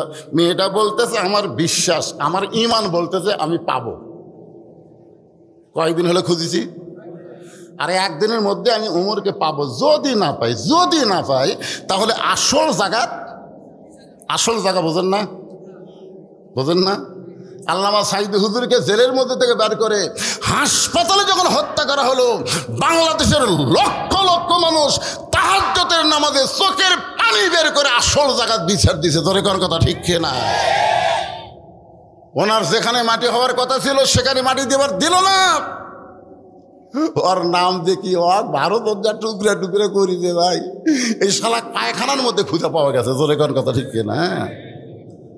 আল্লাহওয়ালার সাথে বেয়াদবি করে না বাজান। উতুল্লিম বাদা আলিকা জানিম। একটু মনোযোগ দিয়ে শুনবেন। ওমর ফারুক বললেন, মা আসল জায়গায় বিচার দেওয়া লাগবে না, তুমি যেই উমরকে খুঁজতেছো 6 দিন হলে আমি হইলাম সেই উমর। মেয়েটা আস্তে করে মাটিতে বসে পড়ছে। ইয়া আমির আল মুমিনিন, আপনি যদি সেই উমর হন তাহলে চোরের মতন একা একা কেন ঘুরতেছেন? আপনার কি কোনো চান্স নাই? মারাত্মক কথা। আপনি চোরের মতন, জোরে কারণ কার মতন? চোরের মতোই ঘুরেছে হযরত ওমর। গভীর রাত্রে ঘুরতেছে মানুষের দুঃখ কষ্ট দেখার জন্যে। হঠাৎ শুনতে পায় মদিনার মরুভূমির মধ্যে তাঁবু। ওই তাঁবুর মধ্যে 2টা বাচ্চা মা মা বলে কাঁদতেছে। মা, ক্ষুধা লাগছে, খাবার দাও। মা বলতেছে, গোস্ত সিদ্ধ হলেই তোমাদের খাবার দিব বাবা, একটু ধৈর্য ধরো, গোস্ত সিদ্ধ হলেই তোমাদের খাবার দিব। ওমর ফারুক চিন্তায় পড়ে গেলেন। দুম্বার গোস্ত হলো বড় জোর 8 ঘন্টা লাগবে, উটের গোস্ত হলে বড় জোর 1 ঘন্টা লাগবে। গভীর রাত হয়ে গেল, এখন পর্যন্ত গোস্ত সিদ্ধ হয় না। এটা কি গোস্ত সিদ্ধ করে? মায়ের অন্তরে কি সন্তানের কোনো দয়া নেই? আস্তে করে হযরত ওমর তাঁবুর পাশে গিয়ে বললেন, মা, আমার মনে হয় তুমি মদিনার কোনো মানুষ না। তোমার সন্তান ক্ষুধার জ্বালায় কান্দে মা, আর এখনো পর্যন্ত তোমার গোস্ত সিদ্ধ হয় না। মেয়েটা বলে, পথিক, আমার বাড়ি হলো ইয়ামিন দেশে। আমি শুনতে পাইছি মদিনার খলিফা উমর অত্যন্ত ভালো মানুষ। আমার 2টা এতিম বাচ্চাকে নিয়ে বিকেলবেলা উমরের দরবারে যাবার চাইছিলাম, কিন্তু এত মানুষের ভিড়, আমি একটা মেয়ে মানুষ, বাচ্চা 2টারে নিয়ে উমরের কাছে যাবার পারলাম না। মনে মনে সিদ্ধান্ত নিয়েছি আগামীকাল সকালবেলা উমরের দরবারে যাব। আমার 2টা বাচ্চাকে নিয়ে তাঁবু টাঙ্গাইয়া এই মরুভূমির মধ্যে একটা রাত আমি থাকতে চাই। আমার 2টা বাচ্চাকে বুকের সঙ্গে জড়ায় যখন ঘুমাতে যাব, এমন সময় 2টা বাচ্চা ক্ষুধার জ্বালায় শুধু কাঁদতেছে, শুধু কান্দে আর কান্দে। আমি মা হয়ে কি করবো ওদের সান্ত্বনা দেওয়ার জন্যে পাতিলে পানি আর পাথর দিয়ে নিচে আগুন জ্বালাইছে। রে পথিক, আমার গোস্ত সিদ্ধ হওয়ার কথা শুনে সন্তান 2টা যদি ঘুমায়া যায় তাহলে রাতটা পাড়ি যাবে, সকালবেলা ওমরের দরবারে যাব। কিন্তু আমার সন্তানের এত ক্ষুধা, ওদের ক্ষুধার যন্ত্রণায় চোখের ঘুম আসতেছে না। আমি এখন মা কি করব? আমার মনে হয় আমার সন্তান 2টা সকাল পর্যন্ত আর বাঁচবে না। হযরত ওমর বলে, মা, তুমি তোমার সন্তানের কাছে যাও, একটু ধৈর্য ধরো মা, একটু ধৈর্য ধরো। এক দৌড়ে বাইতুল মালের দরজায় আসলাম আসলাম বলে ডাক দে। বলে, আসলাম রে, একটা খাবার বস্তা আসামির মাথায় উঠে দে। আসলাম বলে, আমির আল মুমিনিন, কে আসামি? বলে, আমার চাইতে বড় আসামি কেউ নাই রে আসলাম, দে খাবার বস্তা আমার মাথায় উঠে দে। চাকর আসলাম উমর ফারুকের মাথায় যখন খাবার বস্তা তুলে দেয়, উমর ফারুক এত জোরে দৌড় মারে, পিছন দিক থেকে আসলাম কান্দের। বলে, আমির আল মুমিনিন, ওজনের বস্তা মাথায় নিয়ে আপনি দৌড়ালে পড়ে যাবেন, আপনি পড়ে গেলে কি আপনার কষ্ট হবে না? উমর কান্দেল, আসলাম রে, যদি সময় মতো তাঁবুর মধ্যে যাবার না পারি তাহলে উমরকে আল্লাহ জাহান্নামের আগুনে পুড়ায় ফেলবে। আত্তাকুল্লাহ হাক্কা তুকাতিহি কারে কয় রে বাংলার মুসলমান, কারে কয়? এক দৌড়ে তাঁবুর কাছে গিয়ে বললেন, মা, তোমার সন্তান দুইটাকে জীবিত আছে মা। মেয়েটা বলতেছে এখনো জীবিত আছে। তাহলে রুটি আর হালুয়া তৈরি করো। মেয়েটা রুটি হালুয়া তৈরি করে ওমরের হাতে যখন দেয়, ওমর ফারুক দুইটা বাচ্চাকে দুই উরাতের উপরে নিয়ে রুটি ছিঁড়া হালুয়া যখন মুখে তুলে দেয়, ওমরের চোখটা দর দর করে পানি পড়ে। বাচ্চা দুইটা মুসকে মুসকে হাসে আর চোখের পানি মুছে দেয়। তুমি কে গো? আমাদের বাবার চাইতে বেশি দরদ দিয়া আমাদেরকে খাওয়াইতেছো, এরপরে তুমি কান্দো। ওমর বলে মাবুদ, এই অধমকে জাহান্নামের আগুন থেকে তুমি বাঁচায় দাও। মহিলাটা বলে কে গো পথিক, তোমার মতন ভালো মানুষ জীবনে দেখি নাই, তুমি জাহান্নামের আগুন থেকে কেন বাঁচার জন্য কান্দো? আল্লাহ যদি উমরকে খলিফা না বানায়া তোমাকে যদি মদিনার খলিফা বানাইতো, মদিনা যেন আল্লাহর জান্নাত হয়ে যেত। মা কি দুঃখ তোমার মনে মা, 6টা দিন হলে তুমি আমারে খুঁজতেছো মা, আর 1 দিনের মধ্যে যদি না পাইতা তুমি আসল টাকায় বিচার দিলে ওমরকে জাহান্নামের ঘরে যাইতে হইতো। মেয়েটা বলে পথিক, ইয়া আমিরুল মুমিনিন, আপনি একা একা ঘুরতেছেন, আপনার কি কোনো সাঙ্গ পাঙ্গ কেউ নাই? ওমর বলে মা, চামচা পাল্টে গেলে যে খরচটা লাগবে, সে খরচ দেওয়া আর অর্থ ওমর কোথায় পাবে? সোনালা কন্যা খেন আব্দুল ইবনে ওমর মায়ের কাছে বায়না ধরছে, মা কয়দিন পর ঈদুল ফিতর, আমার তো নতুন কোনো জামা নাই, আপনি একটু বাবাকে বলেন, বাবা যেন আমাকে একটা নতুন জামা কিনে দেয়। দেখছেন, অর্ধ পৃথিবীর খলিফার সন্তান আব্দুল্লাহ মায়ের কাছে বলতেছে একটা নতুন জামা কিনে দেন। তোমার ফারুকের বউ বলতেছে, স্বামী গো, তোমার সন্তান একটা নতুন জামা চাই, সামনে ঈদ আসতেছে, একটা নতুন জামার ব্যবস্থা করলে কি হয়? ওমর ফারুক বলতেছে, আমার হাতে তো একটাও টাকা নেই। আপনার নাই, কিন্তু বেতন তো 10 দিন পরে পাবেন। তো 10 দিন পরে বেতন পাবেন, একটা অর্থমন্ত্রীর কাছে একটা চিঠি লিখলে হয়। ওবায়দুল্লাহর কাছে একটা চিঠি লিখছে যে আমার আব্দুল্লাহ একটা নতুন জামা নিবে, ভাই তুমি তাকে 5টা দিরহাম দিয়ে দাও, 10 দিন পরে যখন বেতন পাবো তখন ওই 5টা দিরহাম আবার কাটা নিও। ওবায়দুল্লাহ চিঠি পায়া চিঠি নিচে লেখা দিছে যে আপনি যদি 10 দিন পর্যন্ত বাঁচার গ্যারান্টি দিবার পারেন তাহলে দিয়ে দেব। তাকওয়া তাকওয়া। ওমর ফারুক বললেন, মা এখন বলো কি দুঃখ তোমার? বলে, আমার জীবনের সবচাইতে বড় দুঃখ হলো, আপনার একটু মনোযোগ দিয়ে শুনবেন। মেয়েটা বলতেছে, আমার জীবনের সবচাইতে বড় দুঃখ হলো আমি 6 বছর বয়সে ঈমান গ্রহণ করছি। শুধুমাত্র ঈমান গ্রহণ করার অপরাধে 12 বছর আমাকে জেলখানায় বন্দি জীবন কাটাতে হয়েছে।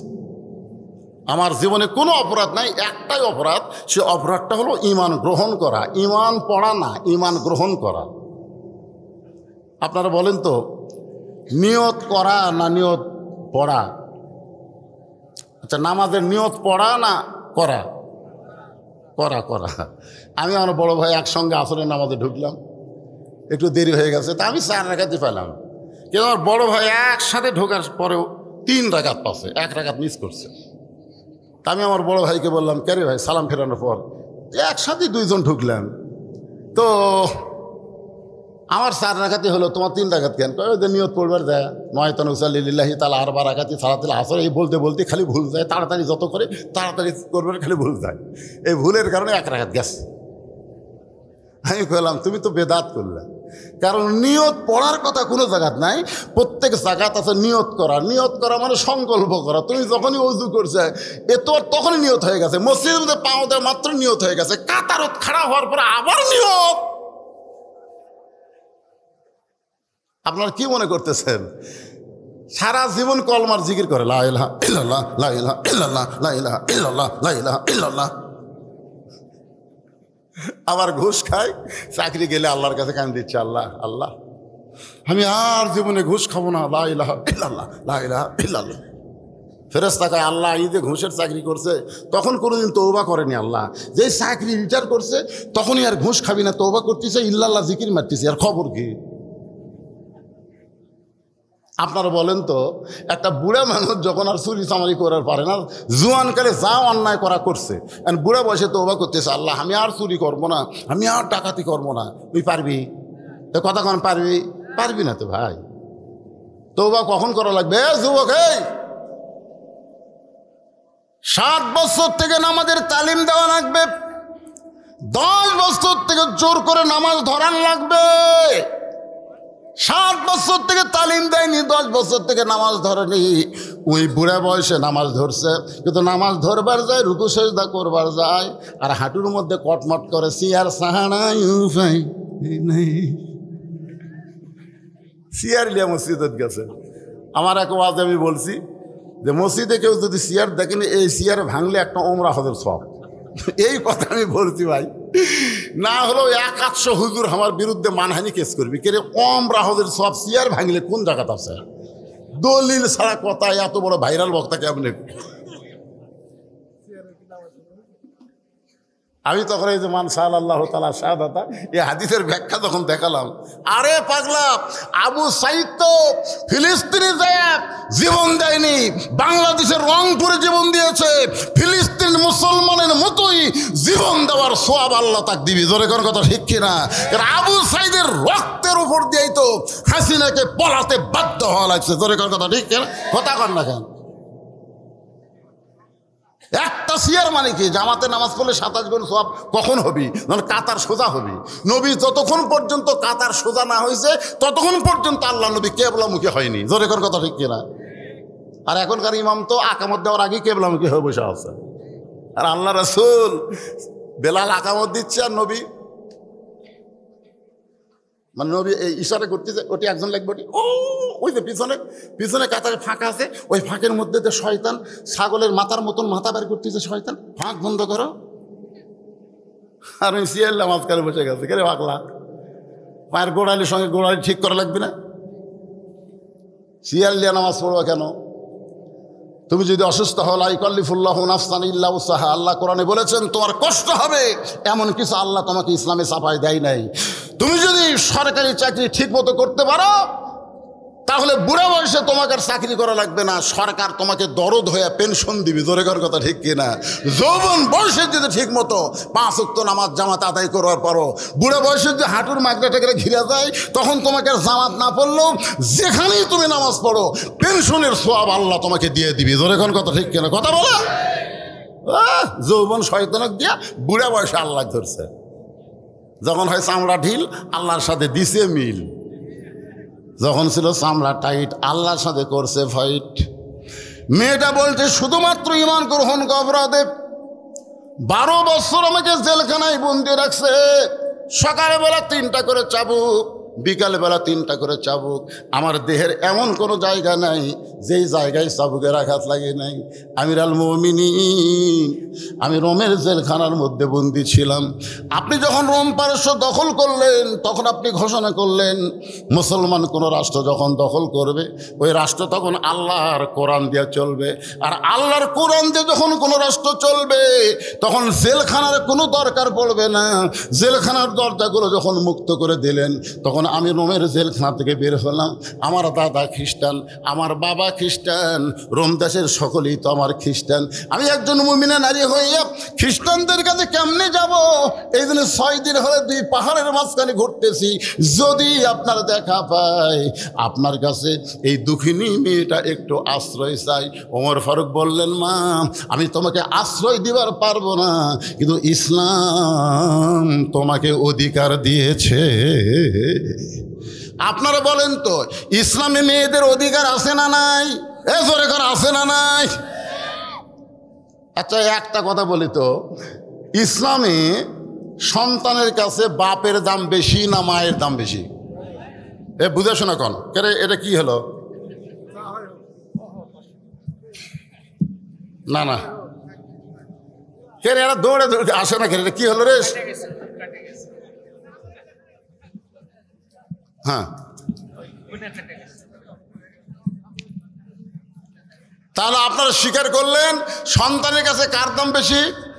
আরো জোরে আপনারা বলেন তো, কার পায়ের তলে জান্নাত?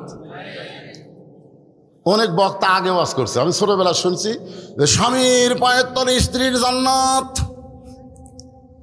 এই জন্য তো ফাটা পাও ভ্যাজলিন দিয়ে দিয়েছে। এই হওয়ার পায়ের তলে তোর জান্নাত, খেদমত করবো, জান্নাত করবো। আজকে মা বোনদের বলতেছি ভাই একটু ভুয়া ভুয়া, স্বামীর পায়ের তলে জান্নাত ভুয়া কথা, বরং মায়ের পায়ের তলে জান্নাত। কোনো মরদ মানুষের পায়ের তলে জান্নাত নাই, জান্নাত আছে নারী, সে যদি মা হয়। জোরে কোন কথা ঠিক কিনা? তাহলে ইসলামে বাপের দাম বেশি না মায়ের দাম বেশি? আচ্ছা, ইসলামে ছেলের দাম বেশি না মেয়ের দাম বেশি? খালি একটা জায়গাতে আল্লাহ একটু কইছে, সেটাই তাসলিমা নাসরিন সহ্য করা পারেনি। এক জায়গাতে আল্লাহ কইছে আর রেজালু কাওয়ামুনা আলান নিসা। ভাই এই সভাপতি সাহেব, ডক্টর মানুষ একটু খেয়াল করেন, এরকম কাজকে ডক্টর বানা দেওয়া লাগে, বোঝেন না? আর রেজালু কাওয়ামুনা আলান নিসা, এর অর্থ হলো পুরুষ মানুষ নারীদের উপরে থাকবে, যেটা আমরা 16 বছর নারীর তলে থেকে বুঝেছি। আর এবার মরদ মানুষ চেয়ারত বসার কারণে আমরা বুঝবার পাচ্ছি, এই 16 বছর রমজান মাসে আসলে তারাবির কারেন্ট নাই, ইফতারির কারেন্ট নাই, সেহরির কারেন্ট নাই, আর এই বছর কারেন্ট যায় না। এই 16 বছর রমজান মাসে পেঁয়াজের দাম 100, 200, 300। আমি একদিন আমার বাড়িতে হাট করে দেয়, তাই নাই তো পেঁয়াজ লিভার দেওয়ার দোকানদারকে বলতে, ভাই 100 টাকার পেঁয়াজ দাও তো। আমার ব্যাগের দিকে তাকায় দোকানদার মুসকি মুসকি হাসে। হাসেন কেন? তো 100 টাকার পেঁয়াজ নেবেন বস্তা? এগুলো পাগলা। 100 টাকার কয় 5 কেজি হুজুর। বেগুনের দাম নাই, আলুর দাম নাই, গত বছর চিনির দামের চাইতে এই বছর 10 টাকা কেজিকে কম। কথা কন না কেন, কথা কন না কেন? এখানেই বুঝতে পারলাম মেয়ে মানুষকে তলে থোয়া লাগবে, এদের কোনোদিন উপরে জায়গা দেওয়া যাবে না। জোরে খান কথা ঠিক কিনা? আবার আমাকে বাংলাদেশে কতগুলো মিছিল করে, নারী পুরুষের সমান অধিকার দিতে হবে, দিতে হবে। নারী পুরুষের সমান অধিকার সব জায়গায় চলবি না। পদ্মা নদীর চরে জ্বালানি অস্থায়ী ঘর বানাচ্ছে চাটাই দিয়ে, মাছ ধরার জন্যে চাটাই দিয়ে ঘর বানাইছে। হঠাৎ উঠছে ঝড়, এত জোরে ঝড় উঠছে, মরুভূমির মতো পদ্মা চরের বালু খালি উঠতেছে। জেলা স্বামী বলতেছে, বউ গো পেশাব লাগলো রে। বউ বলতেছে, পাগলা হস, দরজা খুললে বালু দিয়ে ঘর মেখে দেবে। তো স্বামী বলতেছে, তাহলে এক কাম করি, ঘরের কোণাত পেশাব করি। তুই পাগল হয়েছে নাকি? এত বড় মানুষ ঘরের কোণাত পেশাব করলে সে ঘর থাকা যাবি? স্বামী কয়, জোরে লাগছে রে, কি করি? কয়, একটা কাম করো, তুমি আর কান্দর চড়ো, কান্দর চড়ে উপরে চাটাই, বোঝো না, তোমার যন্ত্র মোতাবেক একটা সেট করে ওই দিক দিয়ে যন্ত্র বার করে পেশাব করো। ওই বইয়ের কথা মতো উঠে কান্দে উঠে যন্ত্র মোতাবেক সেট করে পেশাব করছে। 1-8 ঘন্টা হয়ে যায়, ঝড় বন্ধ হয় না। বউ কয়, আমারও পেশাব লাগলো গো। কয়, ছিদ্র করাই আছে, খালি কান্দর চড়ো আর মারো, তোমাকে আর খাটনি করা লাগবে না। এবার বউ উঠে যখন পেশাব করে, সব স্বামীর পেশাব বুকে, সব পেশাব যখন বুকে পড়ে, স্বামী ছিল, এই বউ পেশাব করো কোন জায়গা, পড়ে কোন জায়গা? বউ বলে, মরার স্বামী জানো না, সব জায়গায় সমান অধিকার চলে না। জোরে কোন কথা ঠিক কিনা? সমান অধিকার মেয়েদেরকে সব জায়গায় দেওয়া যাবে না ভাইজান। মেয়ে যদি মা হয় বাপের চাইতে দাম বেশি, মেয়ে যদি হয় ছেলের চাইতে মেয়ের দাম বেশি। উমর ফারুক বললেন, মা আমার কাছে তোমার কোনো আশ্রয় চাওয়া লাগবে না, ইসলাম তোমাকে অধিকার দিয়েছে। মেয়েটা বলতেছে, আমির আল মুমিনিন, ইসলাম আমাকে কি অধিকার দিল? ওমর ফারুক বলে, মা এখন তোমার বয়স কত? মেয়েটা বলতেছে, 6 বছর বয়স ঈমান গ্রহণ করেছি, আর 12 বছর জেলখানায় জীবন কাটাইছি। 6 আর 12 একত্র করলে কত হয়? মেয়েটা বলে, 18 বছর বয়স চলতেছে। ওমর ফারুক বললেন, মা 18 বছরের একজন যৌবনা নারীর জন্যে ইসলাম বহু অধিকার দিয়েছে। তার মধ্যে 1 নম্বর অধিকার হলো ভালো একটা ছেলের সঙ্গে বিয়া বসা। কি ছেলে? সুন্দর ছেলে, ভালো ভালো ভালো। ভালোর মধ্যে ইমানদার আছে, ভালোর মধ্যে নামাজি আছে, ভালোর মধ্যে রোজাদার আছে, কিন্তু সুন্দরের মধ্যে খালি শাকিব খান। এবার দিছে বরবাদ, বরবাদ বরবাদ হচ্ছে। যার চরিত্রের কোনো গ্যারান্টি নাই, যে মেয়ে মানুষ পায় তাকে পেট মোটা করে দেয়। জোরে কোন কথা ঠিক কিনা? এই সুন্দরের কথা ইসলাম বলে নাই। ইসলাম বলেছে ভালো একটা ছেলের সঙ্গে তোমার বিবাহ বসা। ভালো ছেলে বিয়ে করার সময় মহারণা নগদ দেবে, অল্পও যদি হয় মহারণা বাকি থবে না, বেশি হলেও বাকি থবে না, নগদ মহারণা দিবে। আপনাদের এই কেশরহাট এলাকার খবর কি? মহারণা নগদ না বাকি?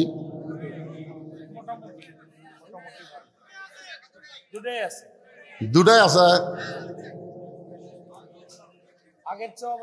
মানে দুটা কি কয় জানেন, আমি একবার ওই বিলের মধ্যে ওয়াজ করবার গেছি, তো আমার গাড়ি এক জায়গা থুয়ার পরে বলছে যে হুজুর এখন দোসামা। দোসামা কি? নৌকা চলবি না, গাড়িও চলবি না, মানে এমন অবস্থা রাস্তার, নৌকাও চলবি না, পানি হচ্ছে এক হাত, গাড়িও যাবি না। হুজুর এর নাম হলো দোসামা। নগদ দেয়, বাকিও থই, এটা কি?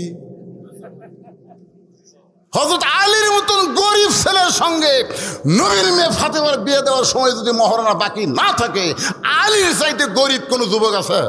এই কথা কন না কেন আছে? আমার মায়েরা শোনেন, যাদের বিয়ে এখনো হয় নাই, মহারণা নগদ না পাইলে কবুল বলবেন না। ভালো ছেলে মানে 5 ওয়াক্ত নামাজি হওয়া লাগবে। ভালো ছেলে মা দাড়ি হালা। আমার সম্পর্কে খালাতো বোন হয়, আমাকে বলে ভাই আমার স্বামী গেলে বাইরে যাবার পারি না ভাই। আমি বললাম কেন? বলে রাস্তাত গেলি মেয়েরা খেলে আমার স্বামীর দিকে তাকা থাকে, আমার স্বামী এতই সুন্দর, সব মেয়েরা খেলে আমার দিকে তাকা, আমার স্বামীর দিকে তাকা থাকে। এখন বলেন আমি বোরকা পরে কি হবে? আমার স্বামীর দিকে যদি মেয়েরা তাকা থাকে আমার খুবই খারাপ লাগে। যেন কোনো মেয়ে যেন আমার স্বামীর দিকে না তাকায়, এই জন্য কোনো আমল আছে? তার বোনকে বললাম ঠিক আছে তাহলে তোমার স্বামী চাচা বানাও। আর বোন আমাকে ফোন করে কয় আপনি আলেম না জালেম? স্বামী কোনোদিন চাচা? আরে পাগলি, তোকে কি চাচা কভার করছি? তোকে চাচা বানাবার করছি রে। তুই হাত ধরে হোক, পাও ধরে হোক, যে ভাবো হোক, তোর স্বামীকে দাঁড়িয়ে রাখা, ওই পাও ধরে খেদমত করে কি যে পুরস্কার দিবার আছে। স্বামীর দাঁড়িয়ে এখন 4 আঙ্গুল আছে। ও একদিন মোবাইল করে কয় হুজুর আমার স্বামীকে আমি ঘুরি, কোনো মেয়েও আমার স্বামীর দিকে তাকায় না, যদি কেউ তাকায় আর চাচা আসসালামু আলাইকুম, যদি কেউ তাকায় চাচা কয়। চাচা করলে মাঝখানে শয়তান থাকে না। ওমর ফারুক বললেন মা তুমি কোথায় ভালো ছেলে পাবে? আমি একটা ছেলের খবর দেই, দেখো তো ছেলেটা তোমার পছন্দ হয় কিনা। মেয়েটা বলতেছে তাহলে বলেন তো আপনার কাছে যদি ভালো কোনো ছেলে থাকে। ওমর ফারুক বললেন মা ছেলেটার নাম হলো আব্দুল্লাহ। ছেলেটার নাম কি? ছেলেটা হলো 30 পারা কোরআনের হাফেজ, 6 লক্ষ হাদিসের হাফেজ। আব্দুল্লাহর সঙ্গে তোমার বিয়ে হবে। আব্দুল্লাহর বয়স হচ্ছে 21 বছর, 6 ফুট 2 ইঞ্চি লম্বা, গায়ের রং ফর্সা, চাঁদের মতন চেহারা। আমার আব্দুল্লাহর সঙ্গে তোমার বিয়েটা দিয়ে তোমাকে আমার বৌমা বানায়া আমার বাড়িতে তোমাকে অধিকার দিবার চাই। লিল্লাহে তাকবীর। তোমাকে আমার বৌমা, জোরে কোন কি মা? বৌমা বোঝেন? আচ্ছা আপনাকে এলাকার বেটার বউ শ্বশুররা কি কয়? বৌমাই কয়। আপনার তো বৌমা নাই ভাই, আপনার আছে? এটি কারণ নাই, এরা দুইজন তো টাকা কোনালাই ব্যর্থ হয়ে গেছে। বক্তা কোনটা কি ওয়াজ করতেছে একটা কর পারবে না, খালি টাকা খালি টাকা। আচ্ছা এলা খালি 20 টাকা লোড করে মানুষ। বড় টাকা আছে মাশাআল্লাহ মাশাআল্লাহ। বৌমা এক মুরব্বী আমার এই ওয়াজ শোনার পরে সিংড়া হবে সোহাগ বাড়ি। আমি যেই বলছি বেটার বৌমা, ওইলা হুজুর খবরদার এই কথা কবেন না। আমি বললাম কেন? পরে ওর কাছে আমি শুনলাম আসল ঘটনা। ওর বাড়ি হলো সোহাগ বাড়ি, বেটাকে বিয়ে করেছে। বেটা বইয়ের তালত পড়ে নাটোর শহর বাসা করছে। নাটোর শহরে কি করছে? বাসা। এখন বেটার বউলে নাটোর শহরে থাকে। সিংহা সোহাগ বাড়ি ওর বাপের বাড়ি। একদিন বাবা অসুস্থ হয়ে নাটোর শহরে গেছে ভালো ডাক্তার দেখার জন্য। এখন ভালো ডাক্তার দেখতে দেখতে সিরিয়াল পাওয়াই তো কঠিন। রাত 9টা বাজছে। এখন বাপ চিন্তা করতেছে রাত 9টা বাজে, সিংহা সোহাগ বাড়ি কেমনে যায়? তখন অন্তর মন বলতেছে কে তোর বেটার বাসা নাই? ডাক্তারের মোড়ে, নহটার মোড়ে তোর বেটার বাসা আছে, যা বেটার বাসার যা। রাত 9টার সময় বেটার বাসাত গেছে। বেটার নাম হলো আব্দুল্লাহ। আব্দুল্লাহ আব্দুল্লাহ চমকে উঠছে, কে রে? আমাকে সবাই সাহেব সার করে ডাকে, আর আমাকে নাম ধরে ডাকে মরদ কে রে? আপনারা বলেন তো, যত বড়ই ডাক্তার হোক, যত বড়ই সাহেব হোক, নাম ধরে ডাকার মরদকে? আব্দুল্লাহ বুঝবার পারছে আমার বাবা ডাকতেছে। রাত 9টার সময় দরজা খুলে দেখে বাবা দাঁড়িয়ে আছে। ও বাবা, হঠাৎ আপনি কেন আইছেন বাবা? বলে ডাক্তার কাছে আইছিলাম, এত রুগীর ভিড় দেখতে দেখতে রাত 9টা বাজলো। এখন 9টার সময় সোহাগ বাড়ি কেমনে যাই, এই জন্যে তোর বাসার দরজায়। আব্দুল্লাহ দৌড়ে এসে বাবার হাতটা ধরে টেনে নিয়ে যায়। বাবা, মনে কষ্ট নিয়েন না, আপনাকে ছাড়াইছি গ্রামে, শহরে বাসায় থাকি, আপনি কষ্ট পাচ্ছেন বাবা। বাবা মনে মনে কয়, তুই তো আমার ভালোই ছিলি, কিন্তু মালদার কারণে তুই খারাপ হয়ে গেলি। এ কথা কি জোরে বলা যাবি? এখন রেস্ট রুমে বসবার দিচ্ছে। বাবা একটু ধৈর্য ধরেন। আব্দুল্লাহ আস্তে আস্তে বইয়ের কাছে গেছে, যাই দেখে বউ কম্বল গাদ্দা শুয়ে আস। বইয়ের কাছে বলতেছে, ময়না পাখি, আমার বাপ আছে, একটু উঠে বাপের সামনে খাবার দাও। কোনোদিন আসে না, বুঝলে না, আজ যাচ্ছে। আমি যদি খাবার দিই বাপ মন খারাপ করবি, তুমি দাও। বউ বলে, তুমি জানো সকাল থেকে আমার মাজা বেদনা, সকাল থেকে আমার পিঠের দাঁড়া খালি শিরশির করতেছে, তুমি তোমার বাবার সামনে খাবার দাও, খবরদার আমার ডাক দেবা না। আব্দুল্লাহর বাপ বলতেছে, কে রে আব্দুল্লাহ, তুই কি মনে করছিস খাওয়ার জন্য আসছি? কে রে, বাড়ির যাওয়ার কোনো গাড়ি নেই, এই জন্য তোর বাড়িতে একবার থাক পেরাচ্ছি রে, খালি থাকার জায়গা দিত। আব্দুল্লাহ বলে, আব্বা আসলে কি খাবেন না? না বাবা, খাওয়ার দরকার নেই। আব্দুল্লাহ মনে কষ্ট নিয়ে বাবাকে থাকতে দিল।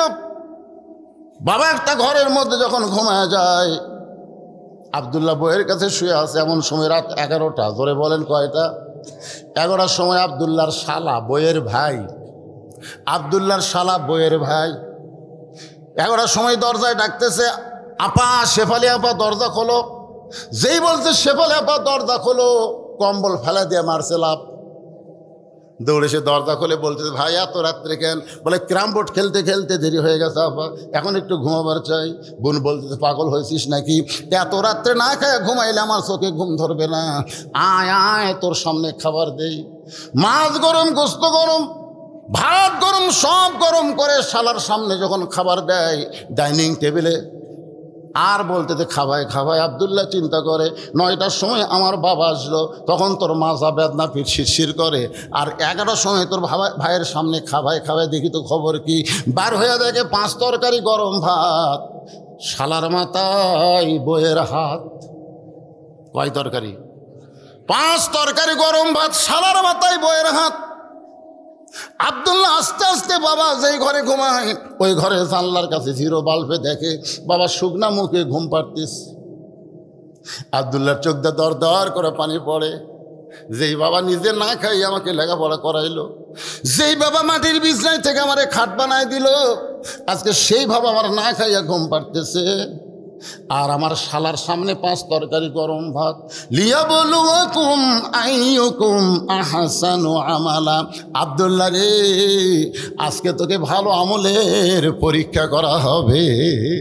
ওয়াকাদা রাব্বুকা আল্লাহ তা'বুদু ইল্লা ইয়াহু ওয়া বিল ওয়ালিদাইনি ইহসানা। আল্লাহু আকবার। আব্দুল্লাহ, আল্লাহ কোরআনে বলেছে আমার ইবাদতের মধ্যে কাউকে ঢুকান চলবে না, কেবলমাত্র একমাত্র ইবাদত করতে হবে কার? কিন্তু ইবাদতের পরেই বাপ মার প্রতি এহসান করো, দয়া করো, ভক্তি করো। যে বাবা তোকে না খায় লেখাপড়া করালো, সেই বাবা না খায় ঘুম পাড়তিছে, আর তোর শালার সামনে 5 তরকারি গরম ভাত, তোর কি করার কিছুই নেই?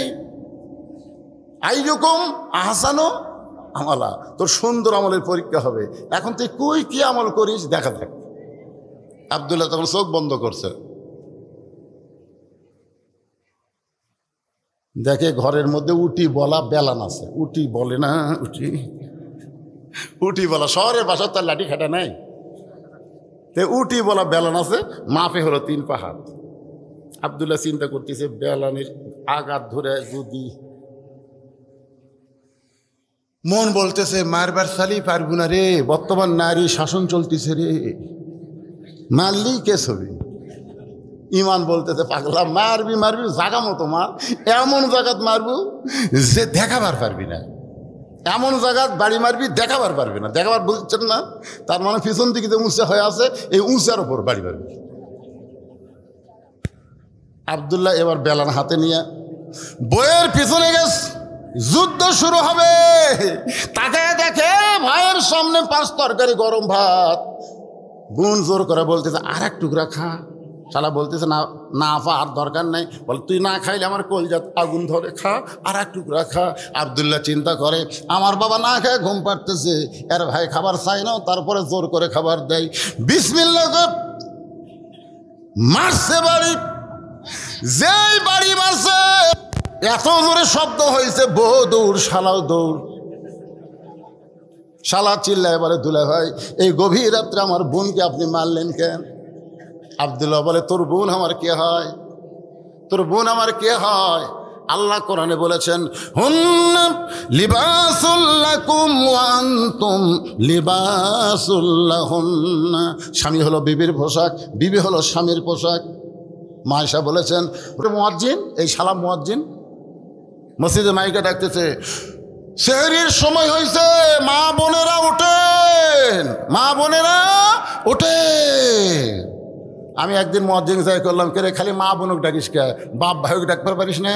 আগামীকাল থেকে ডাকবো, ও বাপ ভাই ওঠেন, বাপ ভাই ওঠেন। কি বাপ ভাইক ডাকতে তোর কোন জায়গাত লাগে? আল্লাহ কোরআনে বলেছে হুন্না লিবাসুল লাকুম ওয়া আনতুম লিবাসুল লাহুন্না।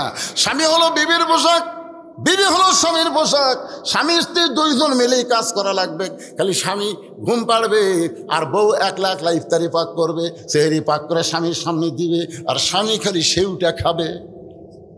তাই ভাবতেছেন মা বোনেরা ভাবতেছে ও আজ না সেই করা করতেছে। আরে আমি আপনি করে বক্তা মা, সব বক্তা ফাঁকি দিলেও আমি ফাঁকি দেওয়ার বক্তা না। কি হলো? বাড়ি কারা খাবি? আজ থেকে সোজা হবি, জোরে কর কথা ঠিক কিনা? হ্যাঁ, সঙ্গে সঙ্গে দুলা ভাই বলতে শালারে তোর বোনকে কেন মারলি? আয় আয় আয়। আমাকেও মারবেন নাকি? বলে তোকে মারবো না, তোকে একটু দেখাবার চাই। বাবা যেই ঘরে ঘুম পাড়তেছে ওই ঘরে জানলার কাছে গিয়ে বল তাকায় দেখ তো ভিতরে মানুষটাকে। বলে আপনার বাবা কখন এসে? বলে 9টার সময়। তোর বোন কইল মা যাবে না, তুই শিরশির করে আমার বাবার সামনে খাবার দেয়নি, আর তোর সামনে 5 তরকারি গরম ভাত। এখন বল আমার আমল কি? আল্লাহ বলেছেন লিয়াবলুয়াকুম আইয়ুকুম আহসানু আমালা, তোমাদেরকে সুন্দর আমলের পরীক্ষা করা হবে। আমার বাবা না খায় ঘুম পাড়তেছে আর তোর সামনে 5 তরকারির গরম ভাত। শালা বলতেছে আর একটা মারেন, আর একটা মারেন। এরা শুধু বাপের আত্মীয় পছন্দ করে, স্বামীর আত্মীয় 2 চোখে দেখবার পারে না। মেয়েদের মধ্যে এমন কতগুলো মেয়ে আছে যারা স্বামীর আত্মীয় পছন্দ করে, নিজের আত্মীয় পছন্দ করে, কিন্তু স্বামীর আত্মীয়কে 2 চোখে দেখবার পারে না। ধরে কোন কথা ঠিক কিনা কথা বলেন বাজান গো? আজকে আমার সব চাইতে বেশি কষ্ট হয় 2018 সালে আমার মা মারা গেছে, বাবা মারা গেছে। 18 সালের 3 এপ্রিল আমার বাবা মারা গেল। বাবা যখন মারা গেল আমরা 4 ভাই, আমাদের কোনো বোন নাই, আমরা শুধু কাঁদতেছিলাম। তখন মা এসে আমাদেরকে সান্ত্বনা দিল, বাবা তোদের বাবা মরে গেলে কি হবে, আমি তো তোদের মাছ। কিন্তু 23 সালের 25 ডিসেম্বর যখন আমাদের মা মারা গেল, আমরা 4টা ভাই একসঙ্গে বসে বলি, যেদিকে তাকায় খালি স্বার্থবাদী দেখা যায়, স্বার্থবাদী দেখা যায়। 2 জন মানুষ হল নিঃস্বার্থ, একটা হলো মা আর একটা হলো বাবা। দাঁত থাকতে মানুষ দাঁতের মূল্য দেয় না, চোখ থাকতে মানুষ চোখের গুরুত্ব দেয় না। আপনাদের মধ্যে যাদের মা নাই বাবা নাই, 2টা নিয়ামতই যারা হারাইছেন, এরকম কয়জন আল্লাহর বান্দা আছেন? একটু আল্লাহকে হাত তুলে দেখান। আমার মতন যাদের মাও নাই বাবাও নাই, এই 2টাই নাই, মাও নাই বাবাও নাই, এরকম যারা আছেন তারা শুধু হাত তোলেন। 2টাই নাই রে, বুঝতে পারনে? বাপও নাই মাও নাই, এরকম যারা, তারা খেলে হাত তোলেন। আচ্ছা হাত নামান তো। এখন বলেন তো ভাই, আপনার বাপ মা না থাকার কারণে আপনি কোনো কষ্টের কথা কাউকে বলে শান্তি পাচ্ছেন? আচ্ছা এখানে এমন কোনো আল্লাহর বান্দা আছে যাদের মা নাই অথবা বাপ নাই, মানে একটা নাই? তারা কারা কারা একটু হাত তোলেন তো। তার মানে এবারে আর কোনো ফাঁকা নেই, হাত নামান। এখন যদি আপনাদের বলি যাদের বাপ নাই মাও নাই, 2টাই চলে গেছে, বাপের জন্য 1000, মায়ের জন্য 1000 আল্লাহর ঘরে দেওয়া লাগবে। এই দান করা মাত্রই আল্লাহ বাপ মার কবর জান্নাত বেনে দিবি। এরকম কোনো সন্তান আপনাদের মধ্যে আছে? দিবেন? একটু খাড়া হন ভাই। আপনার কে মরছে খালি? আমার আব্বা মারা গেছে। মা? মা বেঁচে আছে। মাশাআল্লাহ, চালাক আছে। সর্দার, মসজিদের সর্দার। মসজিদের সর্দার হিসাবে 1000 টাকা মানলো। আচ্ছা ঠিক আছে, এই লেখেন লেখেন লেখেন, এই লেখেন তাড়াতাড়ি। খারাপ হচ্ছে, একজন 2000 দেবে। এই লগত দিবে নাকি রে? লগতই দিবেন। লিল্লাহে তাকবীর। এই হাত তুললেন, পকেটে টাকা না থাকলে আপনি বলেন হুজুর আমাদের টাকা নাই, আমার বাপ মা মারা গেছে, আল্লাহর ঘরে আমার বাপ মায়ের জান্নাত পাওয়ার আশায় 2000 টাকা দিব। একটু নিয়ত করে বলেন না কেন? এখন না দিলে পরে দিবেন। এই যে এক ভাই দেওয়ার জন্য চলে আসতেছে ইনশাল্লাহ। দেখেন দুনিয়ার টাকা পয়সা, মাশাআল্লাহ। আজকের মাহফিলের সভাপতি আপনি একজন মরছে, তো 2 জন মরলে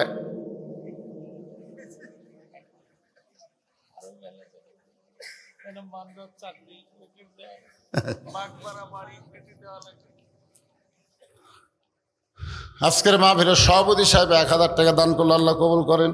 2000 দিয়ে বেঁচে। মাশাআল্লাহ, 13 থেকে বাড়ি করে কে এই পকেটের টাকা থয় নাই, 13 টাকা থয় রে। কার নাম?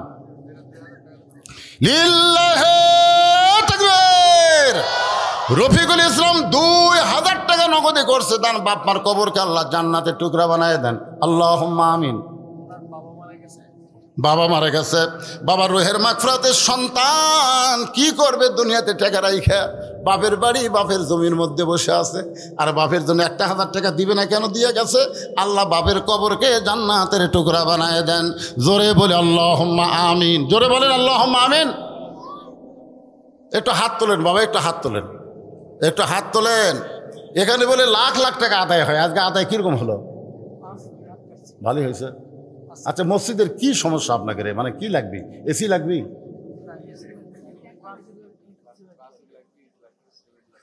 পাঁচিরই হয়নি মসজিদে?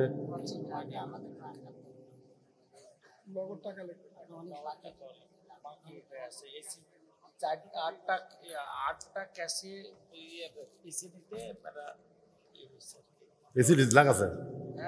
ও বাবা, এসি আলা মসজিদ। হ্যাঁ, 8টা এসির মসজিদ রে। হ্যাঁ, 8 লাখ টাকা নিলে 8টা এসি লাগাছে। দেন আপনারা একটু বলেন তো, আপনারা একটু বলেন, আপনারা একটু বলেন। 8 লাখ টাকা ঋণ আছে, এখন মসজিদের কাজ লাগবে, ঋণ পরিশোধ করবে 8 লাখ টাকা, তার মধ্যে উঠছে আপনার একটু আরও 3 লাখ লাগবে। আপনারা কি এই গ্রামের লোক না বাইরের লোক? আচ্ছা এই গ্রামের কারা কারা, তারা একটু হাত তোলেন তো দেখি, যারা গ্রামের। আচ্ছা ঠিক আছে, বোঝা গেছে। বাইরের লোক কারা কারা, হাত তোলেন। তো সব বাইরের লোক আপনাকে মসজিদের 5 লাখ 3 লাখ টাকা দিবি, এটা চাওয়া মাত্র মাহফিল ভেঙে দেওয়া লাগবে। এই গ্রামের জামাই নাই, কোনো জামাই নাই যে 10,000 টাকা দিব যে হুজুর আমি এই গ্রামের জামাই, আমি আল্লাহর ঘর মসজিদের জন্য ঋণ করে রাখবো না, মসজিদকে ঋণের মধ্যে রাখবো না, 10,000 টাকা দিয়ে দিলাম হুজুর, আমি দোয়া করে দিব হয়তো আলীর সঙ্গে আল্লাহ যেন তারা জান্নাত দিয়ে দেয়। আশারে মুবাশশারা 10 জন সাহাবীর নামে নামে 5টা করে 1000 টাকা দান করেন, দান করেন। আল্লাহর রাস্তায় একটু নিয়ত করেন ভাইজান, নিয়ত করেন। দুনিয়ার টাকা পয়সা দুনিয়াতে রবে, ফকির হয়ে মানুষ কবরেতে যাবে। আল্লাযী খালাকাল মাউতা ওয়াল হায়াতা লিয়াবলুয়াকুম আইয়ুকুম আহসানু আমালান ওয়া হুয়াল আজিজুল গফুর। আয়াতটার অর্থই আপনাদের সামনে পুরোপুরি করা হয় নাই। দান চাইলে মানুষ উঠা যায় এটা। আচ্ছা ঠিক আছে, 12টা বাজলে তো মাহফিল এমনি ভেঙে দেওয়া লাগবে, কারণ 12টার পরে আর তারিখ নাই। যেই তারিখে মাহফিল সেই তারিখ 12টার মধ্যে শেষ। এখন বাজতেছে 1:45। হ্যাঁ 9 তারিখ চলেছে, 2 ডেট হয়ে গেল। বিজ্ঞাপন 2 ডেট লেখা নাই তো, লেখা যদি থাকতো 8 এবং 9 তাহলে চলা যেত, কিন্তু বিজ্ঞাপন অনুযায়ী পর শেষ। যেটা করলাম না, ফোনে 1 ঘন্টা বোনাস। এই যে 500 টাকা দিলেন, এই 500 টাকা যত বড় স্যাদ বাড়ে লিবিহীন তো মাশাআল্লাহ। আর একজন আল্লাহর বান্দা 500 টাকা দান করেছে, আল্লাহ কবুল করে। ভাই দান একটু দেন না রে ভাই, আমি একটা মুসাফির মানুষ, মাজুর মানুষ, আপনাদেরকে হাত বাড়লাম। 100 200 500 নাই আপনাদের কাছে, একটু আল্লাহর রাস্তায় দান করেন। ঋণগ্রস্ত মসজিদ, ঋণ যেন না থাকে। এই গ্রামে অনেক ধনী ধনী মানুষ আছে, চাকরিজীবী আছে, অনেক ব্যবসায়ী আছে, ইচ্ছা করলে একা একটা মসজিদ বানায় দেবার পারে, শহীদ আফ্রিদি পাকিস্তানি ক্রিকেটার 19টা মসজিদ একাই বানা দিছে, পৃথিবীর কারো কাছ থেকে কোনো দান সদকা লাইনি। একটা ক্রিকেটার হয়ে 19টা মসজিদ বানা দিছে, তারপরে নিজের বাড়ি বানাচ্ছে। আর আমরা আগে নিজের বাড়ি বানাই, তার মসজিদের চাইলি হাত টান হুজুর।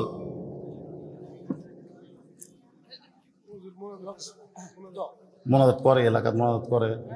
আল্লাহুম্মা আমিন, আল্লাহুম্মা আনতাস সালাম ওয়া মিনকাস সালাম তাবারাকতা ইয়া যাল জালালি ওয়াল ইকরাম। আয় আল্লাহ, কষ্ট করে মেহনত করে তোমার বান্দারা জান্নাতের বাগান লাগাইছিল, গভীর রাতে তোমার দরবারে দোকানে হাত তুলেছি। মেহেরবানি করে আজকের মাহফিল আমাদের সকলের হেদায়েতের জন্য, নাজাতের জন্য, জান্নাতের জন্য কবুল করে নাও। এই মাহফিলের শুরু থেকে শেষ পর্যন্ত যে আলোচনা হয়েছে আল্লাহ কবুল করো। সকলে বলেন রব্বির হামহুমা কামা রব্বায়ানি সগীরা।